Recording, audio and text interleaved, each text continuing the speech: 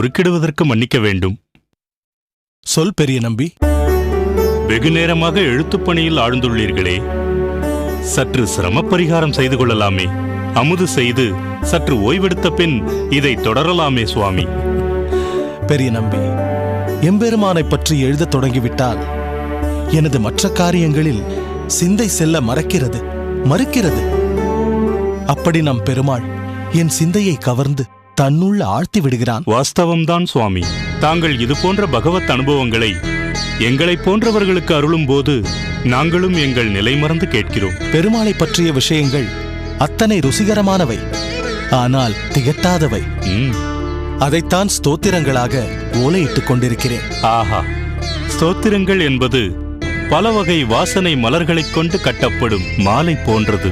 அனைத்து தத்துவங்களுக்கும் முடிவான இலக்கு பெருமாள் ஒருவனே என்ற வகையில் ஸ்தோத்திரங்களை மாலையாக சூட்டும் பொழுது எம்பெருமானின் கல்யாண குணங்கள் நன்கு விளங்கும் இல்லையா சுவாமி?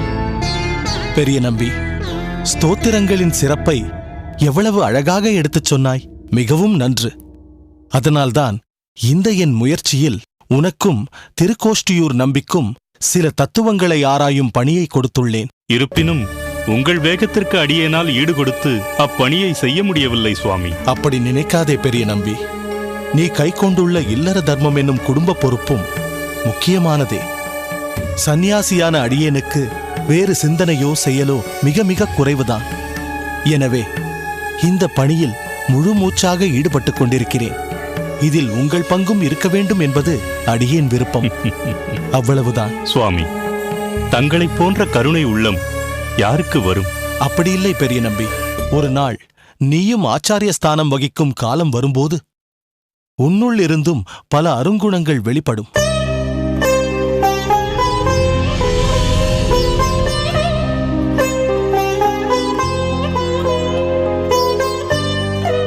அடியேன் திருக்கோஷ்டியூர் நம்பி.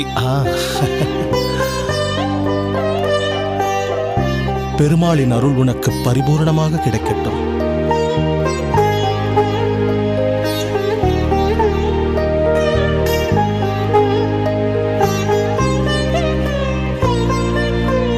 என்ன திருக்கோஷ்டியூர் நம்பி, 2 நாட்களுக்கு முன்புதானே உன் அகத்திற்குச் சென்றாய். அதற்குள் புறப்பட்டு வந்திருக்கிறாயே, அப்படி என்ன அவசரம், அவசியம்? திருக்கோஷ்டியூர் என்ன அருகிலா உள்ளது? தாங்கள் திருமுகத்தை மனதில் நிறுத்தி தங்களை காண வேண்டும் என்று நினைத்தால் தொலைதூரமும் வலை போட்டு இழுக்கும் தூரத்தில் வந்துவிடும் சுவாமி. ஏதேது, நீ பெரிய நம்பிக்கு சளைத்தவன் அல்ல போலிருக்கிறதே.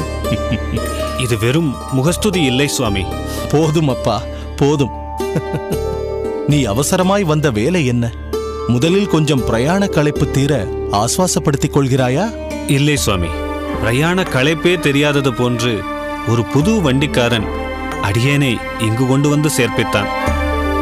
அவன் வண்டி ஓட்டியதில் மேடு பள்ளங்களும் உணரப்படவில்லை. ஓ, அதனால்தான் வழக்கமாக நீ வரும் நேரத்திற்கு முன்பாகவே வந்து விட்டாயோ? சரி, போகட்டும். என்ன விஷயமாக வந்தாய்? சுவாமி, தாங்கள் தொகுத்து கொண்டிருக்கும் ஸ்தோத்திர மாலையில் இடம்பெற வேண்டிய சில விஷயங்களில் ஆராய்ச்சி செய்து கொண்டிருந்த போது ஒரு சந்தேகம். அதை விளங்கிக் கொண்டு செல்லலாம் என்று வந்தேன். எவ்விடத்தில் உமக்கு சந்தேகம்? எம்பெருமாளை அடைவதற்கு பக்தி யோகம் மற்றும் பிரபத்தி என்னும் சரணாகதி என்றும் 2 மார்க்கங்கள் உள்ளனவே. அதில் சிறந்ததென்று எதை கூறலாம் சுவாமி? உனக்கு சிறந்ததென்று எது தோன்றுகிறது? அடியேனுக்கு பக்தியோகம் என்று தோன்றுகிறது சுவாமி. தவறிருந்தால் மன்னிக்க வேண்டும். மன்னிக்கும்படி இதில் ஒரு தவறும் இல்லை. காரணம், இரண்டுமே உயர்வான 2 வழிகள். ஆனால் அதை கைக்கொள்ளும் விதத்தில்தான் சிரமமும் சுலபமும் அடங்கியுள்ளது. இந்த கேள்வியை திருக்கோஷ்டியூரார் தொடுத்ததில் சுவாரஸ்யம் அதிகரித்துள்ளது சுவாமி. எனவே அதை இன்னும் சற்று விளக்கி அருள வேண்டும். நிச்சயம் பெரிய நம்பி. திருக்கோஷ்டி, நீயும் கவனமாக கேள். பக்தி யோகம் என்பது கர்மயோகம், ஞான யோகம் என்ற 2 உதவியுடன் தவம் புரிந்து மோட்சமடைய முயல்வதாகும். சரணாகதி தத்துவம் என்பது அந்த எம்பெருமானிடம் முழுமையாக சரணடைவதே சரணாகதி. சுவாமி, தவறாக நினைக்காதீர்கள். இதில் எது சிரமமானது, எது சுலபமானது சுவாமி? முதலாவதாக கூறப்பட்ட பக்தி யோகத்தை அனுஷ்டிக்க அடிப்படையிலேயே நல்ல அனுபவம் வாய்ந்தவர்களாகவும் சாஸ்திர ஆராய்ச்சியில் ஈடுபட்டு தத்துவங்களில் தெளிந்தவர்களாகவும் இருக்க வேண்டும். ஆனால் சரணாகதி அப்படியல்ல. இந்த வழியை கையாண்டவர்களுக்கு உடனடியாகவோ அல்லது அவனது ஜென்மம் முடிந்தவுடனேயோ மோட்சம் கிடைக்கும். அப்படியானால் சரணாகதியே சிறந்த உபாயம், அதை விடுத்து வேறு வழியில்லை என்று சொல்லலாமா சுவாமி? உம்மை போல் சாஸ்திரங்களிலும் மேலான வேத உபாகங்களிலும் முனைப்பு கொண்டு அதில் தேர்ச்சி பெறுவோர்களுக்கு பக்தி யோகம் கை கொடுக்கலாம். ஆனால் பெரும்பாலானவர்களுக்கு சரணாகதியே சிறந்த வழி. இந்த சரணாகதிக்கு செல்ல படிகள் ஏதேனும் உள்ளனவா சுவாமி? உண்டு பெரிய நம்பி. அதை மற்றொரு நாள் உங்களுக்கு விளக்குகிறேன். முதலில் நீங்கள் இருவரும் அமுது செய்யுங்கள். அதற்கு தாங்கள் முதலில் எழுந்தருளி அமுது செய்ய வேண்டும் சுவாமி. திருக்கோஷ்டியூர் நம்பிகளே, வேறு எதுவும் யோசனையோ ஆராய்ச்சிகளோ இப்போது வேண்டாம். வாருங்கள், செல்லலாம். ஒன்றுமில்லை பெரிய நம்பி. காலையில் நான் புறப்பட்ட மறுகணமே அந்த வண்டிக்காரன் என்னோடு புறப்பட்டு வந்துவிட்டான். அவனது பணிவும் பணிவிடையும் என்னை மிகவும் கவர்ந்து விட்டது. எனவே அவனுக்கும் ஏதாவது உணவளிக்க ஏற்பாடு செய்ய வேண்டும். உம்மையே ஒருவன் கவர்ந்து விட்டானா? அப்படியென்றால் அவசியம் அவனுக்கு ஒரு விருந்தே அளிக்க வேண்டும்.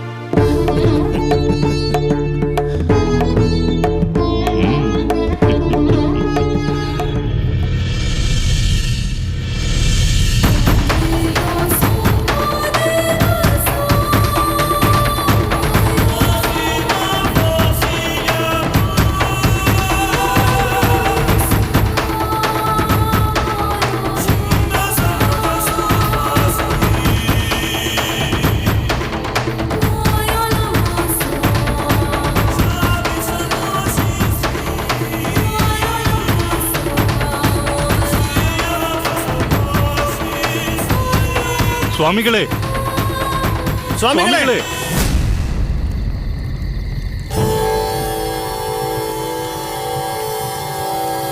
சுவாமி, இந்த இரவு நேரத்தில், அதுவும் இந்த கானகத்தில் எங்கே புறப்பட்டு விட்டீர்கள்? என்னை தடுக்காதீர்கள். அடியேன் எதிர்வரும் ஆச்சாரியரை தேடி புறப்பட்டு விட்டேன். அவரை கண்ட பின்பே திரும்புவேன். சுவாமி, நாங்கள் சொல்வதை கேளுங்கள். இந்த இரவு நேரத்தில், அதுவும் இந்த கானகத்தில் எங்கு சென்று தேடுவீர்கள்? தயவு செய்து தங்கள் முடிவை மாற்றிக்கொள்ளுங்கள் சுவாமி. இல்லை பெரிய நம்பி, யார் சொல்லியும் அடியேனுடைய முடிவை மாற்றிக்கொள்வதாக இல்லை. என் மனக்கண்ணில் தெளிவாய் புலப்பட்டு விட்டது. அந்த அவதார புருஷர் சமீபத்தில் இங்குதான் எங்கோ வந்துள்ளார். அவர் இந்த அடியவனை காணவே வந்திருக்கிறார். அடியேன் உடனே அவரை காண வேண்டும். சுவாமி, தாங்கள் மட்டும் தனியே செல்ல வேண்டாம். நாங்களும் தங்களுடனேயே வருகிறோம். வேண்டாம், நீங்கள் யாரும் என்னை பின்தொடர்ந்து வர வேண்டாம். இது உங்கள் ஆச்சாரியரின் கட்டளை. சுவாமி, தாங்கள் எங்கிருக்கிறீர்கள் சுவாமி? அடியேனை சோதிக்க வேண்டாம். தங்களை இன்று இந்த அடியவன் தரிசித்தே தீர வேண்டும். இந்த எளியவன் மீது கருணை காட்டுங்கள் சுவாமி. அடியேனுக்கு காட்சி கொடுங்கள்.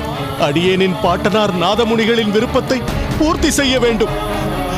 ஆச்சாரியர் மணக்கால் நம்பிகள் கூறியபடி எதிர்கால சமுதாயத்தின் விடிவெள்ளியான தாங்கள் எங்கு மறைந்திருக்கிறீர்கள்? பல இன்னல்களால் தவித்துக் கொண்டிருக்கும் இந்த சமுதாயத்தை மீட்டெடுக்கப் போகும் மகான் தாங்கள். எனவே தங்களின் எழில் பொங்கும் திருமுக தரிசனத்தை அடியேனுக்கு காட்டி அருளுங்கள். அடியேனுக்கு தரிசனம் தாருங்கள். நான் இங்கிருக்கிறேன்.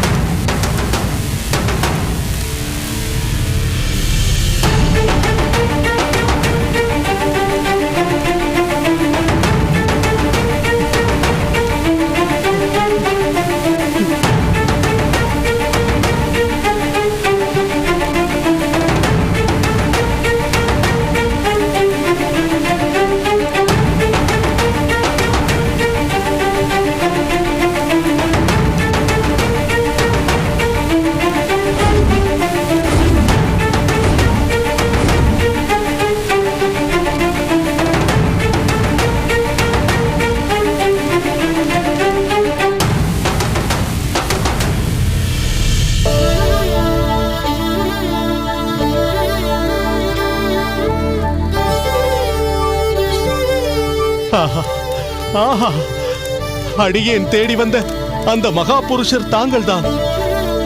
அடியேன் காண்பது நிஜமா அல்லது கனவா? என் கண்களையே அடியேனால் நம்ப முடியவில்லையே. சுவாமி, அடியேன் பிறவிப் பயனை இன்றே அடைந்து விட்டேன். சுவாமி நம்மாழ்வாரால் தமிழ் வேதமாகிய திவ்ய பிரபந்தத்தில் பொலிக பொலிக என்ற பாசுரத்தில் மறைபொருளாய் சொல்லப்பட்டவர் தாங்களே.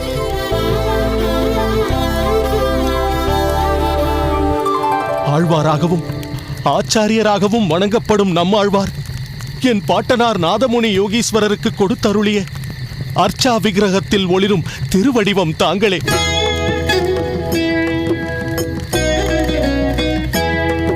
தங்களை இன்று தரிசித்து விட்டேன். இனி தாங்கள் காட்டும் வழியில் தங்களுக்கு தொண்டாற்றுவான் இந்த அடியவன். யமுனாச்சாரியரே, தாங்கள் எனக்கு தொண்டாற்றுவதா? அதை என்னால் ஏற்க முடியாது. தங்களை அடிபணிந்து பணி செய்யவும் தங்களின் மனோரதத்தை பூர்த்தி செய்யவுமே அடியேன் இங்கு வந்து அவதரித்திருக்கிறேன்.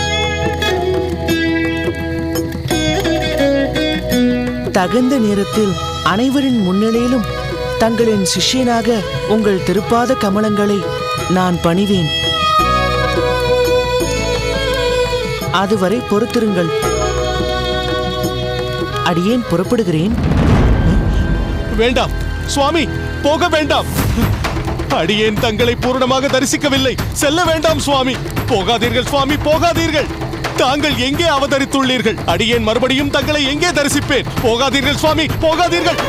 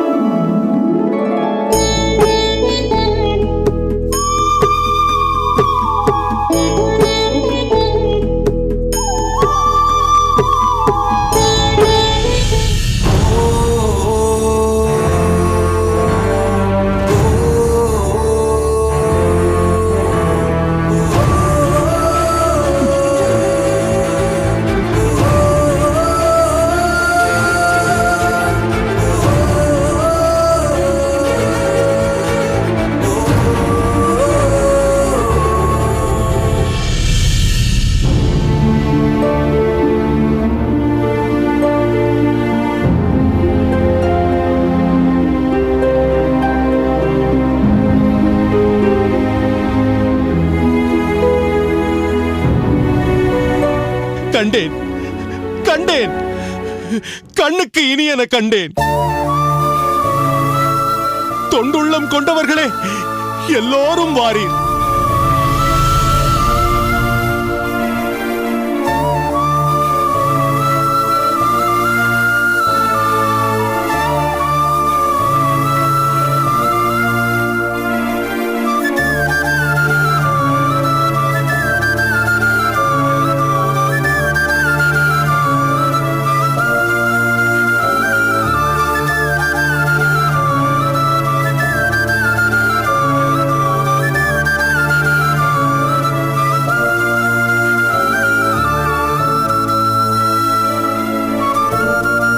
சுவாமி, சுவாமி, என்னவாயிற்று? தாங்கள் இன்னும் உறங்கவில்லையா சுவாமி? பெரிய நம்பி, திருக்கோஷ்டி நம்பி, கண்டுவிட்டேன். என் கண்களால் அவரை கண்டுவிட்டேன். சுவாமி, இந்த இரவு நேரத்தில் யாரை கண்டேன் கண்டேன் என்று கூறுகிறீர்கள்? சற்று முன் ஒரு கனவு. பொலிக பொலிக என்ற நம்மாழ்வாரின் தமிழ் வேதமாகிய பாசுரத்தின் பொருள் தேடி அடியேன் ஒரு வனத்தினுள் சஞ்சரித்தேன். பல இடங்களில் தேடியபடியே சென்ற அடியேனுக்கு இந்த அர்ச்சையில் உறையும் மகான் தனது திருவுருவை காட்டி அருளினார். அவரது குரலோசையும் குழலோசை போல் இனிமையாய் இருக்க கண்டு ஆனந்தம் கொண்டேன். ஆனால் அவர் தான் எங்கிருக்கிறோம், எந்த பெயரில் அவதரித்திருக்கிறோம் என்ற விவரங்களை அடியேனுக்கு கூறாமலேயே மறைந்து விட்டார்.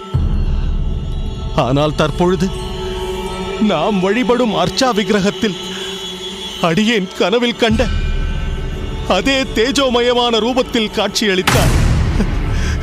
அதனால்தான் அவரை கண்டேன் என்று சொன்னேன். அவரை கண்டு அகமகிழ்ந்தேன். அந்த அதிசயத்தைத்தான் தாங்கள் கண்டேன் கண்டேன் என்று பரவசப்பட்டீர்களா சுவாமி? ஆம் பெரிய நம்பி, அடியேன் கனவில் கண்டபடி இந்த மகான் இப்பூலகில் அவதரித்து விட்டார் என்பது உறுதியாகிவிட்டது. நிச்சயம் உறுதியாகிவிட்டது. சுவாமி, அடியேன் ஒன்றை விண்ணப்பிக்க விரும்புகிறேன். தயவு செய்து தாங்கள் அதை செவிமடுக்க வேண்டும். சொல் திருக்கோஷ்டி, சொல். உனக்கும் இவரை எங்காவது தரிசனம் செய்த அனுபவம் ஏற்பட்டிருக்கிறதா? இந்த அர்ச்சையில் ஒளிரும் கருணாமூர்த்தி பற்றி நீ ஏதேனும் தெரிந்து வைத்திருக்கிறாயா? சொல், உடனே சொல். சுவாமி, இதோ இங்கே விக்கிரக வடிவில் காட்சியளிக்கும் ஆச்சாரியர் வேறு யாரும் அல்ல, அது தாங்களே ஆகும்.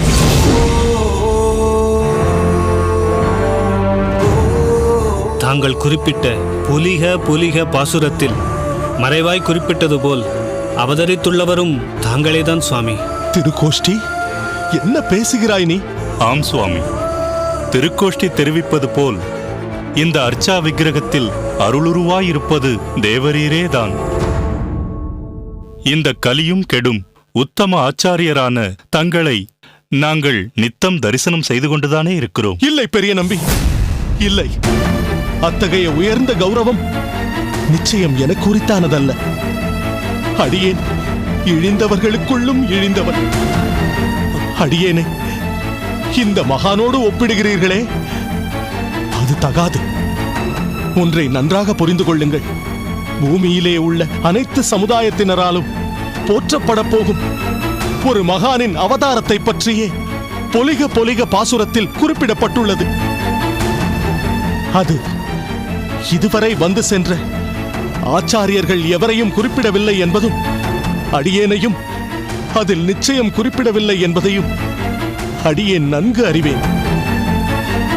நிச்சயம் அறிவேன். சுவாமி, எப்படி அவ்வளவு உறுதியாக சொல்கிறீர்கள்? காரணம் பல உண்டு.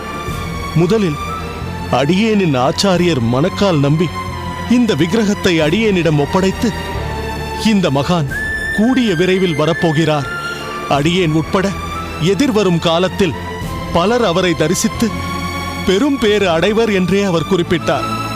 மேலும் நம்மாழ்வார் குறிப்பிட்ட பாசுரத்தின்படியெல்லாம் இன்னும் நடந்த பாடில்லையே. இந்த கலியின் கொடுமை சம்பவங்கள் இன்னும் நடந்து கொண்டுதானே இருக்கின்றன. அதர்மங்கள் மடிந்து விட்டதா? வன்கொடுமை செய்வோர் தொலைந்து விட்டனரா? ஏற்ற தாழ்வற்ற ஒரு சமநிலை வந்து விட்டதா? பாகுபாடற்ற சமுதாயம் உருவாகிவிட்டதா? சமரசம் என்ற பக்தி வெள்ளம் பெருக்கெடுத்து ஓடுகிறதா? எல்லோரும் அந்த எம்பெருமானின் அருளை பூரணமாய் பெற்று மரணம் என்னும் காலனை துச்சமாய் மதிப்பவர்களாக இருக்கிறார்களா? இல்லையே. சுவாமி, அப்படியென்றால் தாங்கள் எங்களுக்கு கூற நினைப்பது, மத பேதங்களை கடந்த இந்த மகான் சீக்கிரமே அனைவர் கண்களுக்கும் நேரே காணப்பெறுவார்.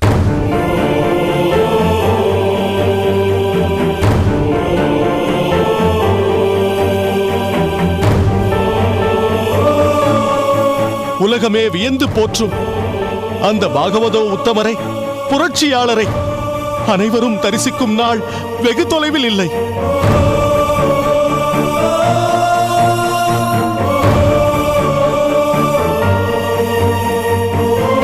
ஆனால் அவ்வேளையில் அடியேன் இருப்பேனோ இருக்க மாட்டேனோ?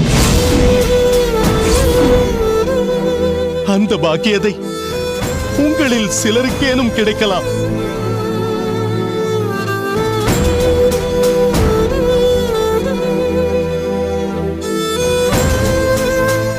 அப்போது பொலிக பொலிக பாசுரத்தின் முழு விளக்கமும் உங்களால் உணரப்படும். இது சத்தியம்.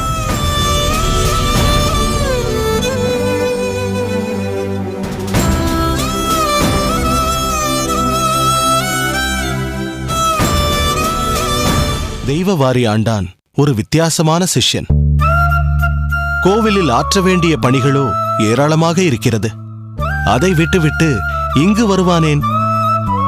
சுவாமி, தாங்கள் குறிப்பிட்டது போல் தெய்வவாரி ஆண்டான் ஓர் வித்தியாசமான சிஷ்யர்தான். உற்சவங்களாகட்டும், அரங்கனுக்கு அலங்காரம் செய்வதாகட்டும், எதிலும் ஓர் தனித்தன்மை உண்டு அவரிடம். ஒரு நாள் மலரால் அலங்காரம், மற்றொரு நாள் முத்தங்கி என்று விதவிதமாக அரங்கனை அலங்கரித்து அழகுக்கு அழகு சேர்ப்பார். இதில் பேரெழில் பொலிவோடு காட்சியளிக்கும் ரங்கநாதரை கோயில் கண்ட நாங்கள் வைத்த கண் மாறாமல் தரிசித்துக் கொண்டிருப்போம். ஆனால் தெய்வவாரி ஆண்டானோ ஆச்சாரியரான தங்களை தரிசித்தபடியே பூரித்துப் போய் நின்று கொண்டிருப்பார். இதை அடியேன் பலமுறை கவனித்திருக்கிறேன். பெரிய நம்பி, நித்தியபடி அரங்கனையே சேவித்துக் கொண்டிருக்கும் தெய்வவாரி அடியேன் அரங்கன் சன்னதி வரும் நேரம் சற்றே அரங்கன் மீதுள்ள பார்வையை விலக்கி அடியேன் பால் ஆர்வம் கொண்டு அடியேனையே வைத்த கண் வாங்காமல் பார்த்து கொண்டிருக்கிறான். அதற்கு அந்த அரங்கனுக்கு அன்றாடம் தாம் செய்யும் கைங்கரியம் இந்த அடியவனால் அளிக்கப்பட்டது என்ற அவனது எண்ணம்தான் காரணம். அடியேன் மேலுள்ள பற்று அவனை அடியேனை உற்று நோக்க வைக்கிறது. நீங்களோ நித்தியபடி அடியேனோடே இருக்கிறீர்கள். எப்போது அரங்கனின் சன்னதி செல்கின்றீர்களோ அப்போது அடியேனை காண்பதிலிருந்து விலகி அரங்கனின் பொலிவில் அகம் குளிர்கிறீர்கள். அரங்கனையே வைத்த கண் வாங்காமல் தரிசித்து மகிழ்கிறீர்கள். உங்கள் செய்கை அர்த்தம் வாய்ந்தது, மெச்சத்தக்கது. ஆனால் தெய்வவாரி ஆண்டானின் செய்கை வியப்பூட்டுவது. அது அவனை உங்களிடமிருந்து வித்தியாசமான சிஷ்யனாக காட்டுகிறது. சுவாமி, அடியனிடம் ஒரு விண்ணப்பம் உள்ளது, கேட்கலாமா? கேள் மாறநேரி நம்பி. இந்த தெய்வவாரி ஆண்டானிடம் கோயில் சார்ந்த சில நிர்வாகங்களை தாங்கள் ஒப்படைத்திருப்பதில் ஏதாவது விசேஷ காரணம் இருக்கிறதா சுவாமி? நிச்சயம் இருக்கிறது. அரங்கத்தில் அரிதுயில் கொண்டிருப்பவன் நம்பெருமாள் ரங்கராஜன் அல்லவா? அந்த ராஜன் காலையில் துயில் எழுவது முதற்கொண்டு அவன் ராஜாங்கத்தில் கைங்கரியம் செய்யும் கருவியாக இந்த தெய்வவாரி ஆண்டான் அடியேனால் நியமிக்கப்பட்டிருக்கிறான். அவனது அரும்பணியால் அரங்கனும் அகமகிழ்ந்திருக்கிறார். நிர்வாகத்திலும் சமர்த்தன். கோவில் நிர்வாகம் என்பது அரசாங்கத்தைப் போல் பல கணக்கு வழக்குகளை கையாள வேண்டியதிருக்கும். அதற்கு பொறுப்பு, பொறுமை, இவற்றோடு பக்தியும் வேண்டும். இவை அனைத்தும் ஒரு சேர பெற்றவன் தெய்வவாரி ஆண்டான். அடியேன்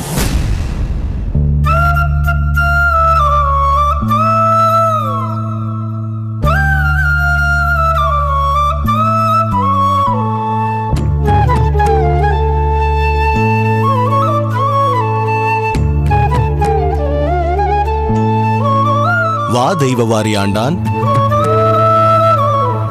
சுவாமி, அடியேனை ஆசீர்வதியுங்கள். பெருமாளின் அருள் பூரணமாக கிடைக்கட்டும். எழுந்திரு. என்ன தெய்வவாரி ஆண்டான், திடீரென்று வந்திருக்கிறாய்? சுவாமி, உற்சவர் புறப்பாடு இல்லாத காலத்தில் நாம் கோயில் சென்று வழிபடுவதுதானே முறை. அதன்படி அடியேனின் ஆச்சாரியரான தாங்களே அடியேனின் உற்சவ மூர்த்தி. தங்களை சில நாட்களாக காணப்பெறாத அடியேன் இங்கு வந்து உங்களை தரிசனம் பெற வேண்டுமென்று வந்தேன் சுவாமி. பெரிய நம்பி, அடியேன் சொல்லவில்லை? இவன் ஏதாவது அடியேனை பற்றி கற்பனை செய்து கொண்டு திரிகிறான் என்று. சரி, போகட்டும். உற்சவர் என்றதும் ஞாபகம் வருகிறது. கோவில் உற்சவங்கள் எல்லாம் சரிவர நடந்து கொண்டுதானே இருக்கிறது? ஒன்றும் குறைவில்லையே. அனைத்தும் தங்கள் கிருபையால் திருப்தியாக நடந்து கொண்டிருக்கிறது சுவாமி. முக்கியமாக நம் அரங்கன் முன்பை விட பொலிவோடு காணப்படுகிறார். அப்படியா? அப்படி அந்த அரங்கனின் பொலிவிற்கு என்ன காரணம்? காரணம் தங்கள் அபிமான சிஷ்யர் வரரங்கர்தான் சுவாமி.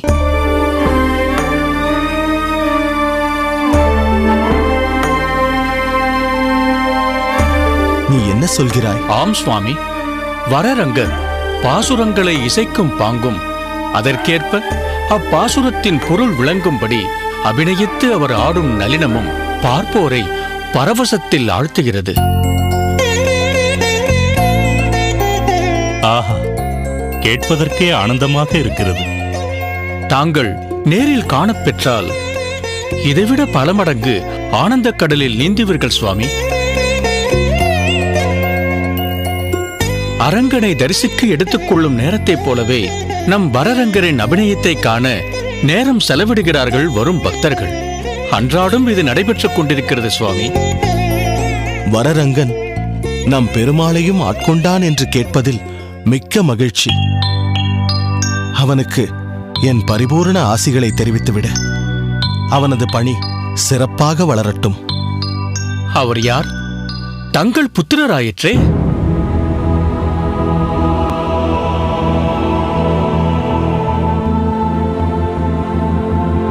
தங்களைப் போல் பெரும் சிறப்பு பெறுவார் என்பதில் எல்லளவும் சந்தேகமில்லை. தெய்வவாரி, புத்திரன் என்றெல்லாம் அழுத்தம் கொடுத்து பேசாதே. நாம் அனைவரும் அந்த அரங்கனின் புத்திரர்கள். நம் பெருமானே அரங்க நகரப்பன். தனிப்பட்ட முறையில் ஒருவனை புத்திரன் என்று சொல்வதை அடியேனால் ஏற்றுக்கொள்ள முடியாது. அனைவரும் ஓர் குலம். அனைவருக்கும் தந்தை எம் அரங்க நகரப்பன். அந்த உறவுதான் நம் எல்லோருக்கும் சிறப்பு. மற்ற பாகுபாடு வேண்டாம். அதுதான் என் கனவும் கூட. அந்த பாகுபாடற்ற சமுதாயம் மலர வேண்டும். அதற்கு இந்த விக்கிரகத்தில் ஒளிர்விடும் மகான்தான் அருள வேண்டும்.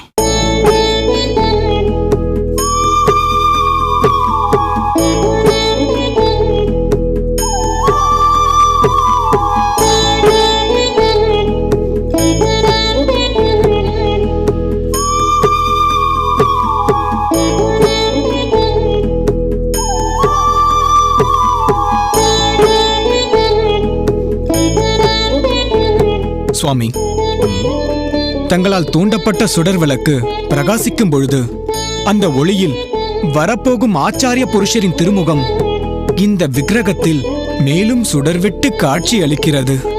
மாரநேரி நம்பி, இந்த திருவிளக்கு ஒளியானது நம்மால் அவ்வப்போது தூண்டப்பட்டு பிரகாசிக்கிறது.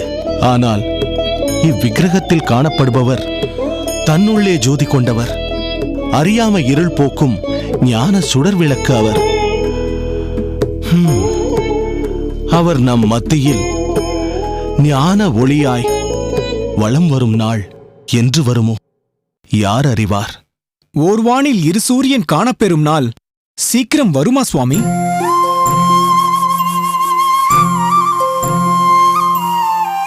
மாரநேரி நம்பி, பல நேரம் உன்னுடைய வாயிலிருந்து வார்த்தைகள் தானாக வருகிறதா, அல்லது உன் உள்ளிருந்து உன்னை கேட்கச் சொல்கிறார்களா என்று அடியேனை வியக்கச் செய்கிறாய். சரி, நீ என்ன கேட்டாய்? சுவாமி, ஆச்சாரியாரான தங்களை ஒரு ஞான ஆசானை தற்போது அடியேன் கண்டுகளித்துக் கொண்டிருக்கிறேன். அதுபோன்று ஒரு சமயத்தில் இந்த விக்கிரகத்தில் ஒளிர்பவரை தங்களுக்கு அருகில் அனைவரும் காணும்படி தரிசனம் தரும் நாள் சீக்கிரம் வருமா என்று கேட்டேன் சுவாமி. அப்பா மாரநேரி நம்பி, அடியேன் ஒளியும் அல்ல, ஒப்பற்ற ஞான ஆசானும் அல்ல. ஏதோ மங்கியிருந்த இந்த விளக்கு அடியேனின் ஆச்சாரியர் மணக்கால் நம்பியால் தூண்டப்பட்டு இன்று வரை ஓரளவு ஒளி வீசிக் கொண்டிருக்கிறது. ஆனால் நீ கேட்ட கேள்வியின் மூலம் ஒன்று புலனாகிறது. ஓர் வானில் இரு சூரியன் இயற்கைக்கு மாறானது, நடைமுறைக்கு சாத்தியமில்லாதது. இருப்பினும் ஆச்சாரியனின் மீதுள்ள பக்தியில் நீ உயர்ந்து நிற்கிறாய்.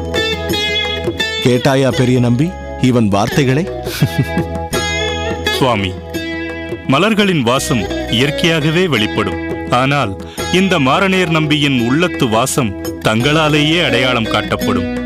மாரநேர் நம்பி குறிப்பிட்டது போல் இரு பெரும் ஒளி வெள்ளத்தில் மூழ்க அடியேனும் காத்திருக்கிறேன் சுவாமி. சுவாமி ஆசீர்வதிங்க சுவாமி. எழுந்திரப்பா. எங்கு சென்று விட்டாய்? வெகுநேரம் உன்னை காணவில்லை. மன்னிக்க வேண்டும் சுவாமி, நான் பெரிய கோயில் சென்று அரங்கனை தரிசித்து வந்தேன். ஓஹோ, ஒரு சில நாட்கள் ஆயிற்று அடியேன் அரங்கனை சென்று சேவித்து. நீயாவது சென்று தரிசித்து வந்தாயே, மிகவும் சந்தோஷம். வேறு ஏதேனும் விசேஷம் உண்டா? உண்டு சுவாமி. நம் தெய்வவாரி ஆண்டார் தங்களை பற்றி விசாரித்தார். தங்களை சில நாட்களாக தரிசிக்காதது பல மாதங்கள் ஆனது போல் இருக்கிறதாம். எனவே இன்று நம் மடத்திற்கு வந்து தங்களை காண வேண்டும் என்று சொன்னார். தெய்வவாரி ஆண்டான் ஒரு வித்தியாசமான சிஷ்யன். கோவிலில் ஆற்ற வேண்டிய பணிகளோ ஏராளமாக இருக்கிறது. அதை விட்டுவிட்டு இங்கு வருவானேன்?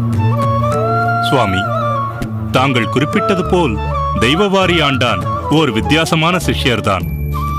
உற்சவங்களாகட்டும், அரங்கனுக்கு அலங்காரம் செய்வதாகட்டும், எதிலும் ஓர் தனித்தன்மை உண்டு அவரிடம். ஒரு நாள் மலரால் அலங்காரம், மற்றொரு நாள் முத்தங்கி என்று விதவிதமாக அரங்கனை அலங்கரித்து அழகுக்கு அழகு சேர்ப்பார். அடியேன்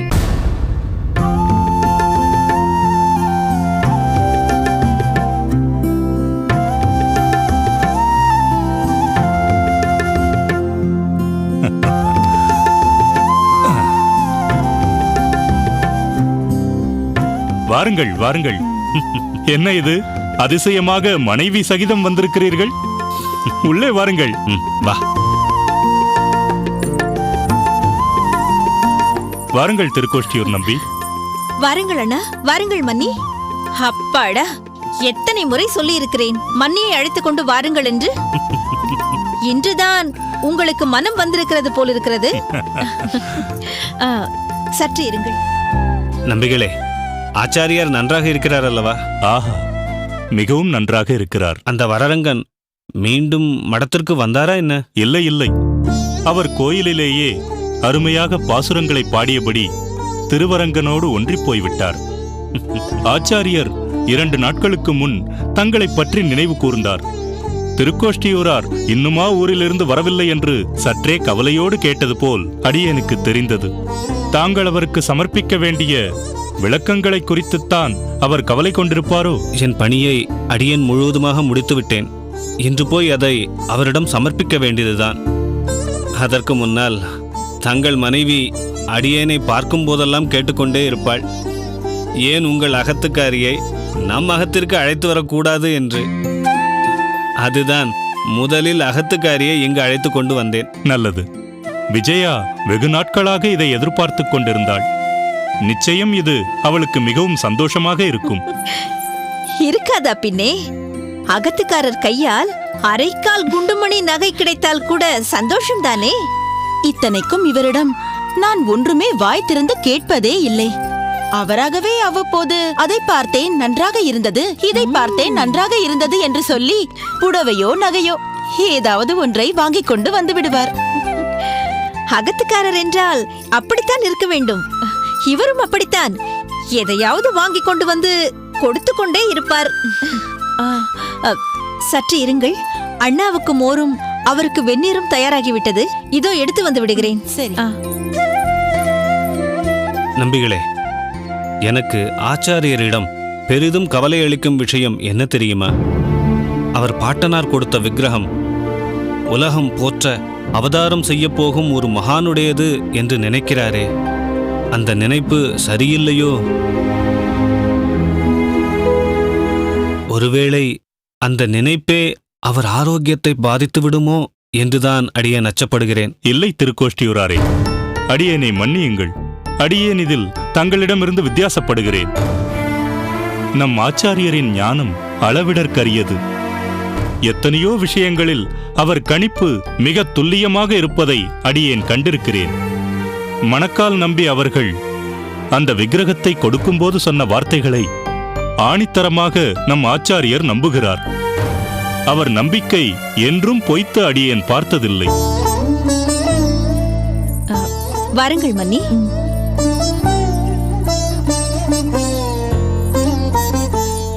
இந்தாருங்கள் அண்ணா. எடுத்துக்கொள்ளுங்கள். எடுத்துக்கொள்ளுங்கள்.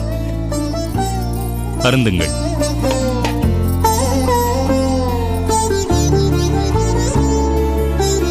கேட்டீர்களா? இன்னும் சற்று நேரத்தில் இவர்கள் புறப்படுகிறார்களாம். சரிதான். வராதவர்கள் வந்திருக்கிறீர்கள். நம் அகத்தில் அமுது செய்துவிட்டுத்தான் போக வேண்டும்.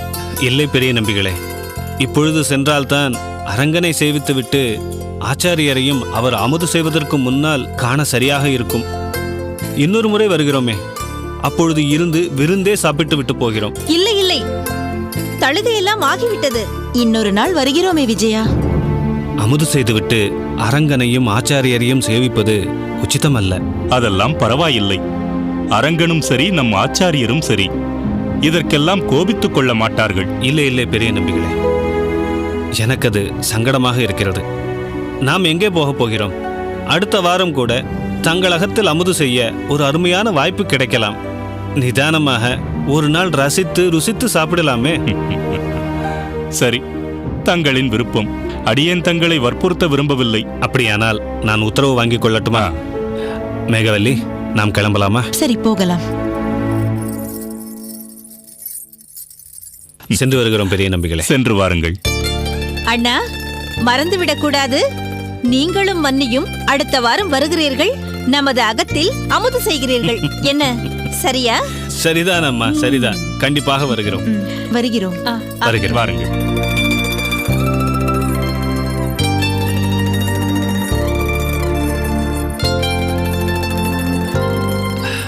நாங்கள் சென்று வருகிறோம் பெரிய நம்பிக்கை. சென்று வாருங்கள். வாருங்கள். வருகிறோம் அம்மா. சரி அண்ணா.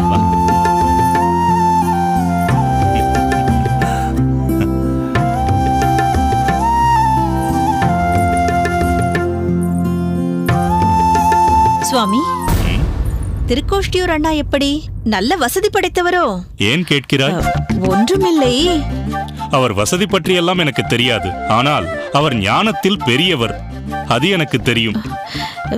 இல்லை, நாமும் தான் பெருமாளிடம் பக்தியுடன் இருக்கிறோம். அவர்களுக்கு இருக்கும் வசதி நமக்கு கிடைக்கவில்லையே என்று சற்று வருத்தமாக இருக்கிறது. ஆனால் நான் மன்னியிடம் தங்களை விட்டுக் கொடுக்கவே இல்லை. என் அகத்துக்காரரும் அவ்வப்போது நகை நட்டு என்று எதையாவது வாங்கி கொடுப்பார் என்று பெருமை எடுத்துக்கொண்டேன். நீ பொய் சொல்லி இருக்கிறாய்.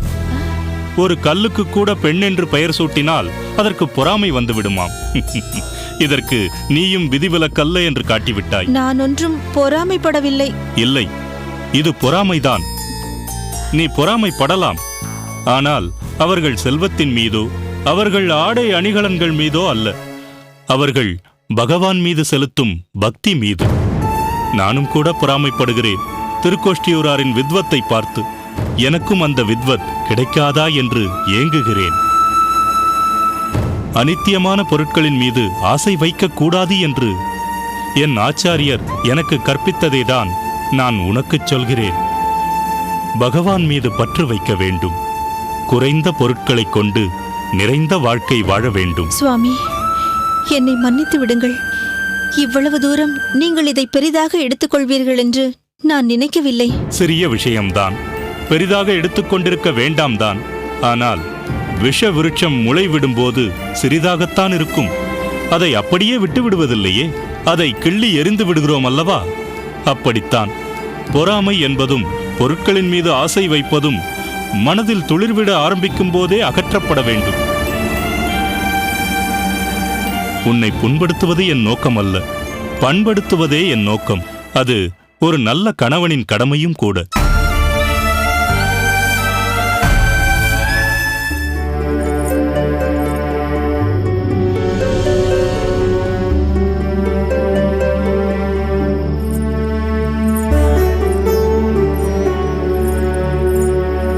வாருங்கள் வாருங்கள் வாருங்கள் அரையரே.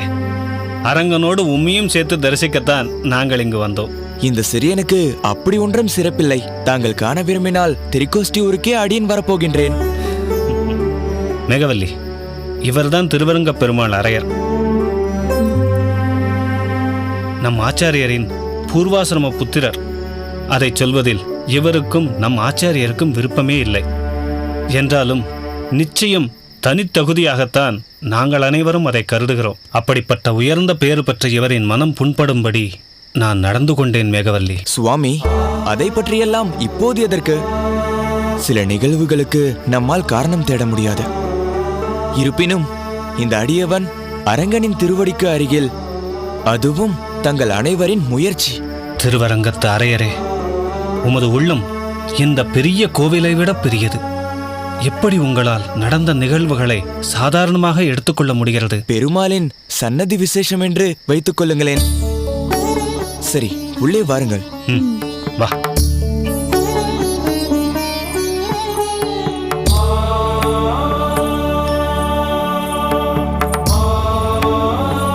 கொடு. அரையரே, தாங்கள் அடியேனுக்கு ஒரு உபகாரம் செய்ய வேண்டும். பெருமாளுக்கு அர்ச்சனையோடு இந்த ஓலைச்சுவடியையும் அவரது திருப்பாதங்களில் சமர்ப்பித்து தர வேண்டும். அவசியம் செய்து தருகிறேன் நம்பிகளே. நமஸ்காரம். நமஸ்காரம். வர வேண்டும் நம்பிகளே. தம்பதி சகிதமாக தங்களை காண்பது ஆச்சரியமாக இருக்கிறது. வாஸ்தவம்தான். பல நாட்களாக திருவரங்கம் வரவேண்டும் என்று கூறிக்கொண்டிருந்தாள். இப்போதுதான் நேரம் கிடைத்தது. அம்மா மேகவல்லி, இவர் தேவவாரை ஆண்டார். ஞாபகம் இருக்கிறது அல்லவா? நன்றாக ஞாபகம் இருக்கிறது. திரு அரங்கனுக்கு நடைபெறும் ஒவ்வொரு உற்சவமும் இவரின் பெயர் சொல்லுமே. அதெல்லாம் ஒன்றுமில்லை. அரங்கன் அவனுடைய காரியங்களை அவனே சிறப்பித்துக் கொள்கிறான்.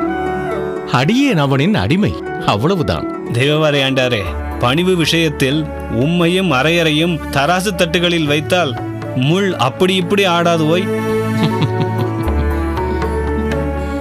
தெய்வவாரி சுவாமிகளே, இவர்களுக்கு அர்ச்சனையின் போது இந்த ஓலைச்சுவடி கட்டையும் பெருமாளின் திருவடியில் சார்த்தி தர வேண்டும் என்கிறார்கள்.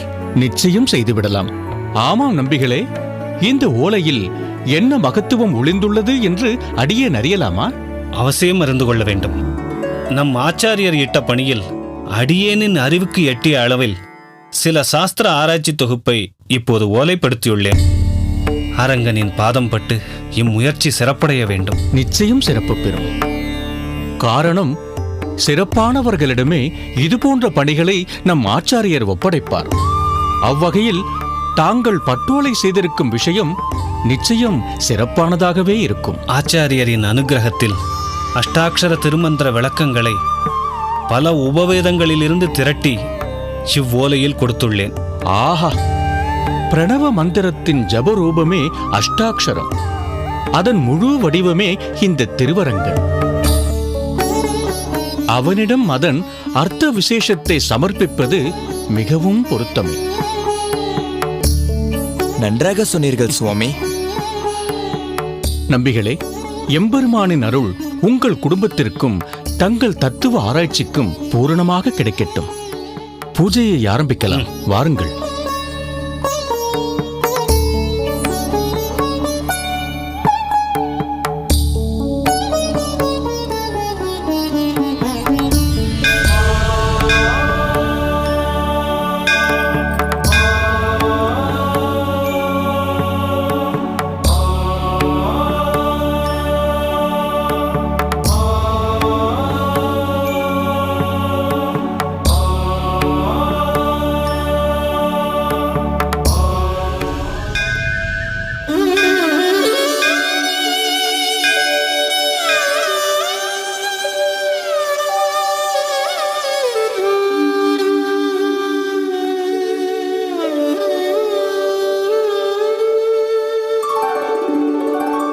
கெடும் இடராயவெல்லாம் கேசவாவென்ன நாளும் கொடுவினை செய்யும் கூற்றின் தமர்களும் குறுக்கிலா விடமுடை அரவில் பள்ளி விரும்பினார் சுரும்பலற்றும் தடமுடை வயல் அனந்த புறநகர் புகுதும் நின்றே.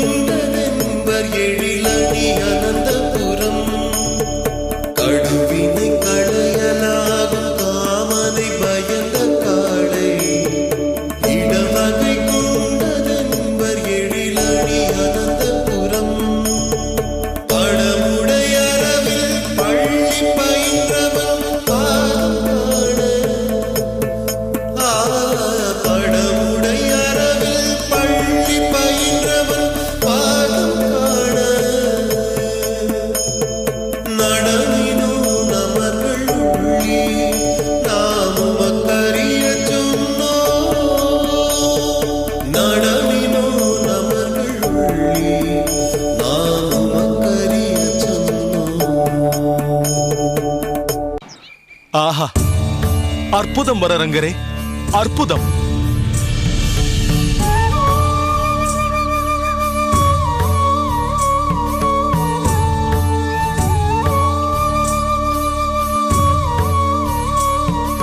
அடியேன் சுவாமி. வரரங்கா, அடியேனுடைய உள்ளத்தை கொள்ளை கொண்டாய். சடகோபராகிய நம் ஆழ்வாரின் தமிழ்வேத பாசுரத்தை தேன்மதுர குரலோசையால் இனிதாய் பாடி அடியேனை பரவசத்தில் ஆழ்த்தினாய். அனைத்தும் தங்கள் அருளாசியும் அரங்கனின் திருவுள்ளமும் தான் காரணம் சுவாமி. தெய்வவாரி அன்றே சொன்னான், வரரங்கர் தன் பாசுரம் மூலம் சன்னதி வருவோரையும் ஏன் அந்த அரங்கனையும் தன் இசையால் கட்டி போட்டு விடுகிறார் என்று. இன்று அதை அடியேன் நேரே அனுபவித்தேன். வரவேண்டும் சுவாமி, வரவேண்டும். அடியேன். வா தெய்வவாரி, உன்னை பற்றியும் தான் சொல்லிக் கொண்டிருந்தேன். சுவாமி, திடீரென்று தாங்கள் வந்ததில் எனக்கு கையும் போடவில்லை, காலும் போடவில்லை. முன்பே அறிந்திருந்தால் பூரண கும்பம் கொடுத்து தகுந்த முறையில் வரவேற்றிருப்பேன். மலராண்டா, தாங்களாவது அடியேனுக்கு செய்தி அனுப்பியிருக்க கூடாதா? தெய்வவாரி, அவனுக்கே சில மணித்துளிகள் முன்புதான் அடியேன் இங்கு வரவிருப்பதை பற்றி தெரியும். எதற்கு பதட்டப்படுகிறாய்? இந்த அரங்கன் சன்னதியே அடியேன் அகமாகும்.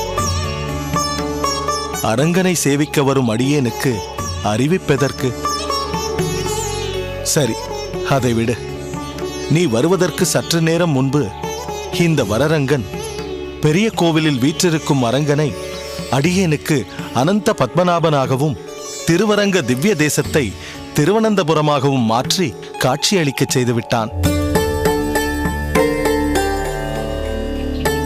சுவாமி, அடியேன் அன்று தங்களிடம் சொல்லியது போல் தனது இனிய குரலால் அந்தந்த திவ்ய தேசத்து எம்பெருமான்களையும் நம் கண்முன்னே கொண்டு வருவது வரரங்கரின் தனிச்சிறப்பு. அது உண்மை தெய்வவாரி. சிலருக்கு குரலில் இனிமை இருக்கும், ஆனால் பக்தி பாவம் இருக்காது. ஆனால் இவனிடம் இந்த இரண்டும் குடிகொண்டுள்ளது. அதை அடியேன் இன்று உணர்ந்தேன். மேலும் இந்த வரரங்கன் அடியேனுக்கு ஒரு வேட்கையையும் உண்டு பண்ணிவிட்டான். தாங்கள் என்ன சொல்கிறீர்கள் சுவாமி? வரரங்கா, கடுவினை களையலாகும் என்ற பாசுரத்தை மட்டும் நீ இருமுறை பாடினாய். அதற்கு காரணம் என்ன? இவ்வதிசயம் அடியேனுக்கும் புரியவில்லை சுவாமி. மற்ற பாசுரங்களை ஒருமுறையே சேவித்த அடியேன் இப்பாசுரத்தின் அடிகளை மட்டும் பலமுறை சேவித்தது பகவத் சங்கல்பமே என்று தோன்றுகிறது. அப்படி அந்த பாசுர வரிகளில் அமைந்துள்ள அர்த்தம் என்ன சுவாமி?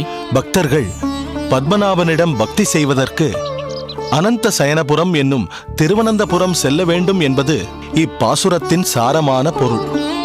பொருள் பொதிந்த இப்பாசுரத்தால் தங்களுக்கு ஏற்பட்டுள்ள வேட்கை என்னவென்பதை நாங்கள் அறிந்து கொள்ளலாமா சுவாமி? அவசியம் அறிந்து கொள்ள வேண்டும். அது என்னவென்றால், அடியேன் விரைவில் திருவனந்தபுரம் சென்று அனந்த பத்மநாபனை சேவித்து வர வேண்டும். அந்த ஆவலே அடியேனுள் ஓங்கி நிற்கிறது. மாரநேர் நம்பி, அடியேன். மலராண்டான் சுவாமி, நீங்கள் ஒரு ஏற்பாட்டை துரிதமாக செய்ய வேண்டும். அதாவது, இனி தாமதிக்காமல் கூடிய விரைவில் அடியேன் திருவனந்தபுரம் சென்று அனந்த பத்மநாபனை தரிசிக்க வேண்டும். உத்தரவு சுவாமி. மற்றொரு முக்கியமான ஓர் அறிவிப்பை உங்கள் அனைவரின் முன்பு தெரிவிக்க ஆசைப்படுகிறேன். சொல்லுங்கள் சுவாமி. நாட்டை ஆள்பவன் அரசன், அதேபோல் சகல புவனங்களையும் ஆள்பவன் இந்த அரங்கராஜன். அந்த அரங்க அரசனையும் குழலோசை போன்ற தம் குரலோசையால் இந்த வரரங்கன் ஆண்டதால் இவர் அரசர் என்ற பொருளில் அரையர், அதாவது திருவரங்க பெருமாள் அரையர் என்றே அனைவராலும் அழைக்கப்படட்டும்.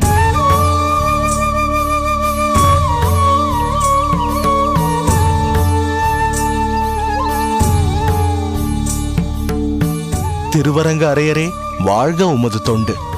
நன்றி சுவாமி. ஆஹா, மிக பொருத்தமான பட்டப்பெயரை வரரங்கருக்கு சூட்டினீர்கள் சுவாமி. சந்தோஷமான இந்த நிகழ்வோடு அரங்கனை தரிசிக்க புறப்படலாமா சுவாமி? தாராளமாக. அடியேன்.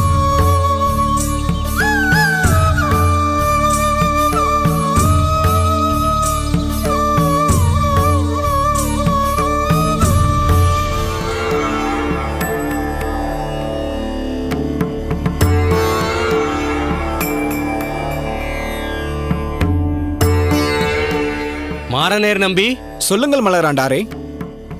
நான் ஆச்சாரியரின் துணிமணிகளை மடித்து தனியாக எடுத்துக்கொண்டு விட்டேன். நீ திருநாம கட்டி மற்றும் அவரது ஓலைகள் அடங்கிய பேழை போன்றவற்றை தயாராக எடுத்து வைத்துக் கொண்டாயா? இதோ அவரது பாதுகைகளை சுத்தப்படுத்தி எடுத்து வைத்துக் கொண்டேன். அடுத்து தாங்கள் கூறிய வேலைகளை நிச்சயம் முடித்து விடுகிறேன். நல்லது நம்பி. நீ உனக்கு தேவையானவைகளையும் ஞாபகமாக எடுத்துக்கொள். ஆகட்டும் மலராண்டாரே. முக்கியமாக ஆச்சாரியார் சயனித்துக் கொள்ள ஏதுவாக விரிப்புகளையும் மறக்காமல் எடுத்துக்கொள்ள வேண்டும். திருமலை நம்பி, சொல்லுங்கள் சுவாமி. உன்னை அவசரமாக இங்கு வரச் சொன்ன காரணம் புரிந்ததல்லவா? புரிந்து கொண்டேன் சுவாமி. தாங்கள் விருப்பப்படியே ஆனந்தமாக அனந்த பத்மநாபனை திருவனந்தபுரத்தில் வணங்கி வரலாம். ஆமாம் ஆச்சாரியரே, இங்கு வழக்கமான மடத்துப் பணிகளை ஒரு குறையும் வராமல் நாங்கள் பார்த்துக் கொள்கிறோம். நல்லது பெரிய நம்பி. திருமலை நம்பி, நீ ஓரிரு வாரம் இங்கு தங்கி பெரிய நம்பியோடு சேர்ந்து மடத்து காரியங்கள் முறையாக நடக்கிறதா என்று கண்காணித்து செல்லலாம் அல்லவா? தங்கள் உத்தரவுப்படியே நடந்து கொள்கிறேன் சுவாமி. பெரிய நம்பி, திருக்கோஷ்டி நம்பிக்கு அடியேனுடைய திருவனந்தபுரம் பயணம் பற்றி தகவல் சொல்லி அனுப்பிவிட்டாயா? நேற்றே நம் மடத்து நபரை திருக்கோஷ்டியூருக்கு அனுப்பிவிட்டேன் சுவாமி. இந்நேரம் அவருக்கு தகவல் கிடைத்திருக்கும். அப்படியானால் சரி. ஆனால் திருக்கோஷ்டி நம்பி வரும் வரை அடியேனால் காத்திருக்க முடியாது. திருமலை நம்பியும் இங்கு சில நாட்கள் மட்டுமே தங்க முடியும். காரணம், திருமலை வேங்கடவன் சங்கடப்படுவான் இல்லையா? என்ன திருமலை நம்பி? ஆதலால் திருக்கோஷ்டி நம்பி வந்ததும் அடியேன் உன்னிடம் தெரிவித்திருக்கும் பணிகளை பற்றி கூறிவிடு. ஆகட்டும் சுவாமி. திருவரங்கம் விட்டு திருவனந்தபுரம் சென்று அனந்த பத்மநாபனை தரிசிக்க வேண்டும் என்ற எண்ணம் இதோ இந்த திருவரங்க அரையரால் ஏற்பட்டுவிட்டது என்றாலும் நம் அரங்கனை பற்றிய சிந்தனையும் அடியேனுள் வந்து வந்து செல்கிறது. இந்த அரங்கனே பத்மநாபனாக அங்கும் காட்சி தருகிறார் என்று தாங்களே பலமுறை கூறியிருக்கிறீர்கள் சுவாமி. வாஸ்தவம்தான். அடியேனை அங்கே அழைப்பது அவன் கட்டளையே. சுவாமி, யாத்திரைக்கு வேண்டிய அனைத்தையும் தயார் நிலையில் வைத்துள்ளோம். தங்கள் விருப்பப்படி புறப்படலாம். அனைத்தும் தயார் என்றால் புறப்பட வேண்டியதுதான். திருவரங்க அரையரே, சுவாமி, கோவிலில் பெருமாளுக்கு உகந்த பாசுரங்களை முறையாக சேவித்துக் கொண்டு வா. அடியேனின் பாட்டனார் நாதமுனி யோகீஸ்வரரை ஞாபகப்படுத்தும் உன் கைங்கரியம் செவ்வனே தொடரட்டும். தங்களின் சித்தம் சுவாமி. தெய்வவாரி, நான் புறப்படட்டுமா? கோவில் நிர்வாகம் முழுவதும் உன் பொறுப்பு, மறந்து விடாதே. சரியா?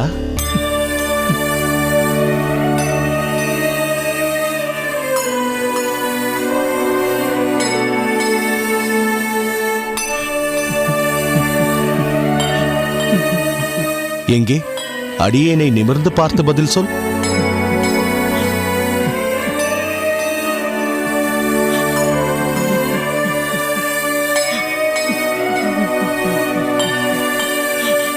சுவாமி, அடியேனையும் தங்களோட வர படிக்க கூடாதா? தெய்வவாரி ஆண்டான், என்ன இது? குழந்தை போல் நடந்து கொள்கிறாய். முதலில் அழுவதை நிறுத்து. அடியேன் யாத்திரை செல்வது நீ முன்பே அறிந்ததுதானே? இப்போது புறப்படும் போது ஏன் இத்தனை விசனப்படுகிறாய்? அனைவரும் இங்கு சந்தோஷத்தோடு என்னை வழி அனுப்பும் போது உன்னுடைய சோகம் எனக்கு ஆச்சரியமாக இருக்கிறது. சுவாமி, அவர்களுக்குள்ள பக்குவம் அடியேனுக்கில்லை. அன்று தாங்கள் பாசுரத்தை கேட்ட மாத்திரத்தில் உணர்ச்சி பொங்க திருவனந்தபுரம் யாத்திரை செல்ல வேண்டும் என்று நிச்சயித்த போது அடியேனுக்கு ஒன்றும் தோன்றவில்லை. ஆனால் தற்போது தாங்கள் புறப்பட்டு விட்டீர்கள், வருவதற்கு பல நாட்கள் ஆகும் என்னும் போது அடியேனின் மனம் மிகவும் வேதனைப்படுகிறது. சுவாமி, தயவு செய்து இந்த அடியேனையும் உடன் அழைத்துச் செல்லுங்கள். தெய்வவாரி, குழந்தை போல் பிதற்றாதே. நீயும் என்னோடு புறப்பட்டு விட்டால் இங்குள்ள கோவில் நிர்வாகத்தை உன்னை விட சிறப்பாக யாரால் செய்ய முடியும்? அரங்கனே உன்னை பெரிவாரா என்பது சந்தேகமே. உன் பொறுப்புணர்ந்து நடந்து கொள். அனந்த சயன பெருமாளை தரிசித்துவிட்டு விரைவில் நான் வந்துவிடப் போகிறேன். எனவே வேதனையை விடுத்து அரங்கனின் சேவையில் சாதனைகள் பல செய். ஆகட்டும் சுவாமி.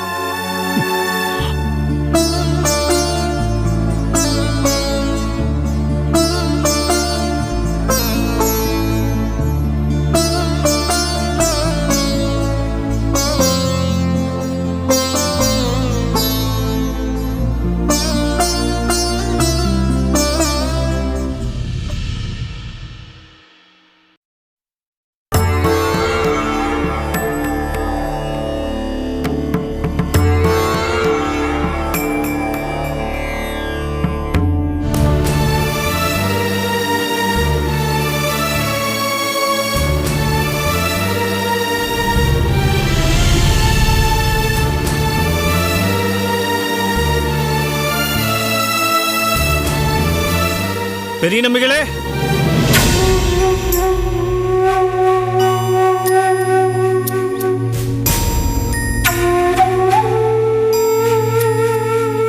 வாருங்கள் திருக்கோஷ்டி நம்பிகளே. தற்போது நம் ஆச்சாரியார் மடத்தில் இருந்துதான் வருகிறேன். அங்கு விஷயத்தை கேள்விப்பட்டேன், அதனால் தான் ஓடி வருகிறேன். தாங்கள் கேள்விப்பட்டது உண்மைதான். தெய்வவாரியை நினைத்துத்தான் அடியேனுக்கும் கவலையாக உள்ளது.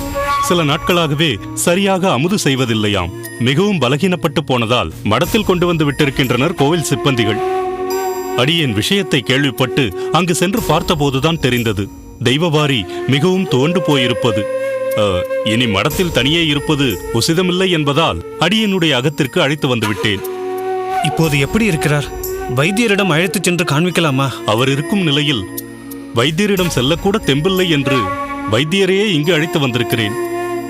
அவர் நம் தெய்வவாரியை பரிசோதித்துக் கொண்டிருக்கிறார்.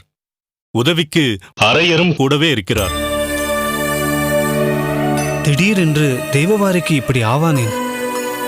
எனக்கென்னவோ நமது ஆச்சாரியார் திருவனந்தபுரம் சென்ற பிறகு இவர் மிகவும் தளர்ந்து போய்விட்டார் என்றே தோன்றுகிறது. சரியாக சொன்னீர்கள் திருக்கோஷ்டி நம்பிகளே. அடியேன் மடத்திற்கு சென்று பார்த்தபோதே இந்த தெய்வவாரி ஆச்சாரியரை பற்றியே கேட்டபடி இருந்தார்.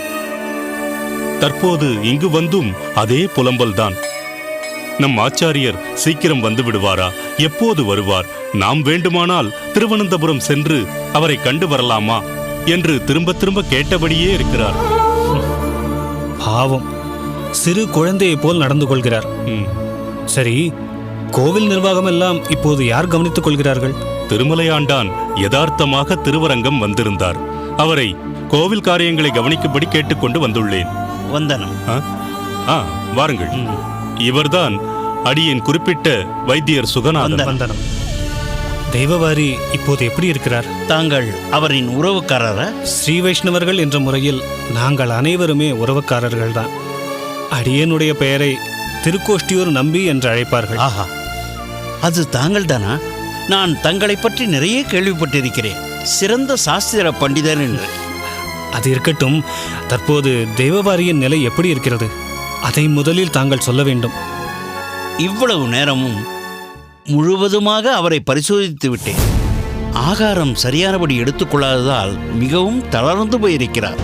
மேலும் மனோவியாதியாலும் பாதிக்கப்பட்டுள்ளார். சொல்லப்போனால் தற்பொழுது சற்று மோசமான நிலை என்றுதான் சொல்ல வேண்டும்.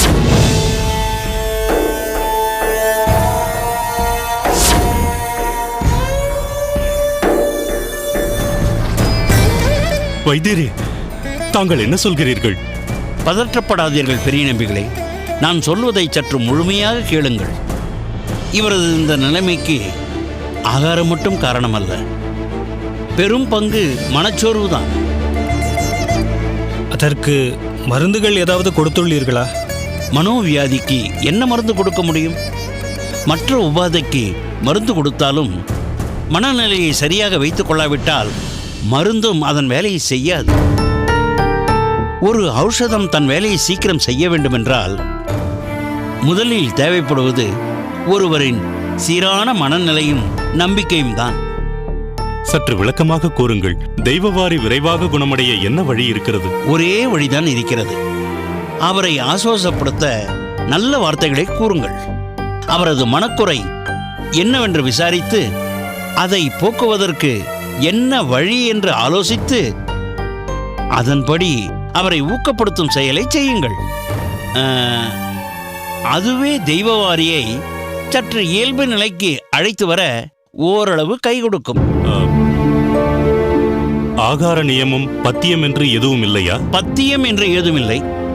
கண்டத்திப்புளி ரசம் கொடுக்க உடல் சூடு சற்று தனியும், பசியும் எடுக்கும். ஆனால் நான் முன்பு சொன்னதை சற்று கவனத்தில் வைத்துக் கொள்ளுங்கள். அதை சரி செய்யவில்லை என்றால் தற்பொழுது இருப்பதை விட இன்னும் உடல்நிலை மோசமடையலாம். கவனமாக பார்த்துக் கொள்ளுங்கள். சரி, நான் வருகிறேன்.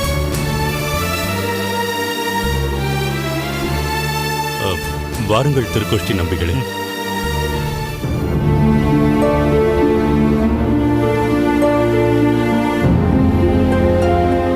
திருக்கோஷ்டியூராரே, என்ன யோசிக்கிறீர்கள்? பெரிய நம்பிகளே, மருத்துவர் சொன்னது போல் இவரது உடல்நிலை மோசமடைவதற்குள் நாம் ஏதாவது செய்தாக வேண்டும். இப்படி செய்தால் என்ன ஆரையரே? அடியேன் சொல்லுங்கள் திருக்கோஷ்டி நம்பிகளே. தாங்கள் ஒரு உபகாரம் செய்ய வேண்டும். சிரமத்தை கருத்தில் கொள்ளாமல் திருவனந்தபுரம் வரை தாங்கள் சென்று வர வேண்டும். தங்களால் முடியுமா? அவசியமென்றால் போய் வரத்தானே வேண்டும். ஆனால் ஆச்சாரியர் எனது வருகையை எப்படி எடுத்துக்கொள்வார் என்று தெரியவில்லையே. என்ன செய்வது? இங்குள்ள சூழ்நிலை அப்படி. சரி, தாங்கள் புறப்பட தயாராக இருங்கள். நடப்பது பெருமாளின் சித்தப்படி நடக்கட்டும்.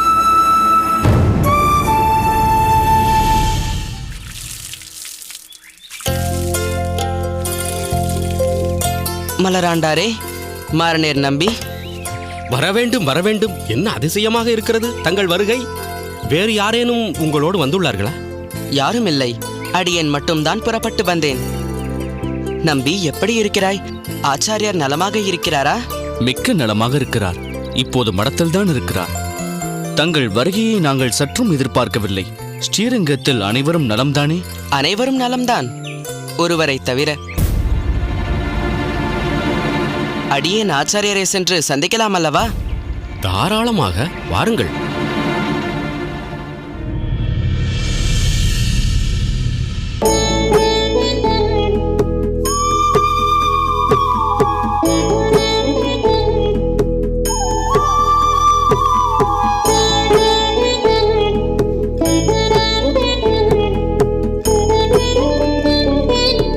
இது என்ன விளையாட்டு?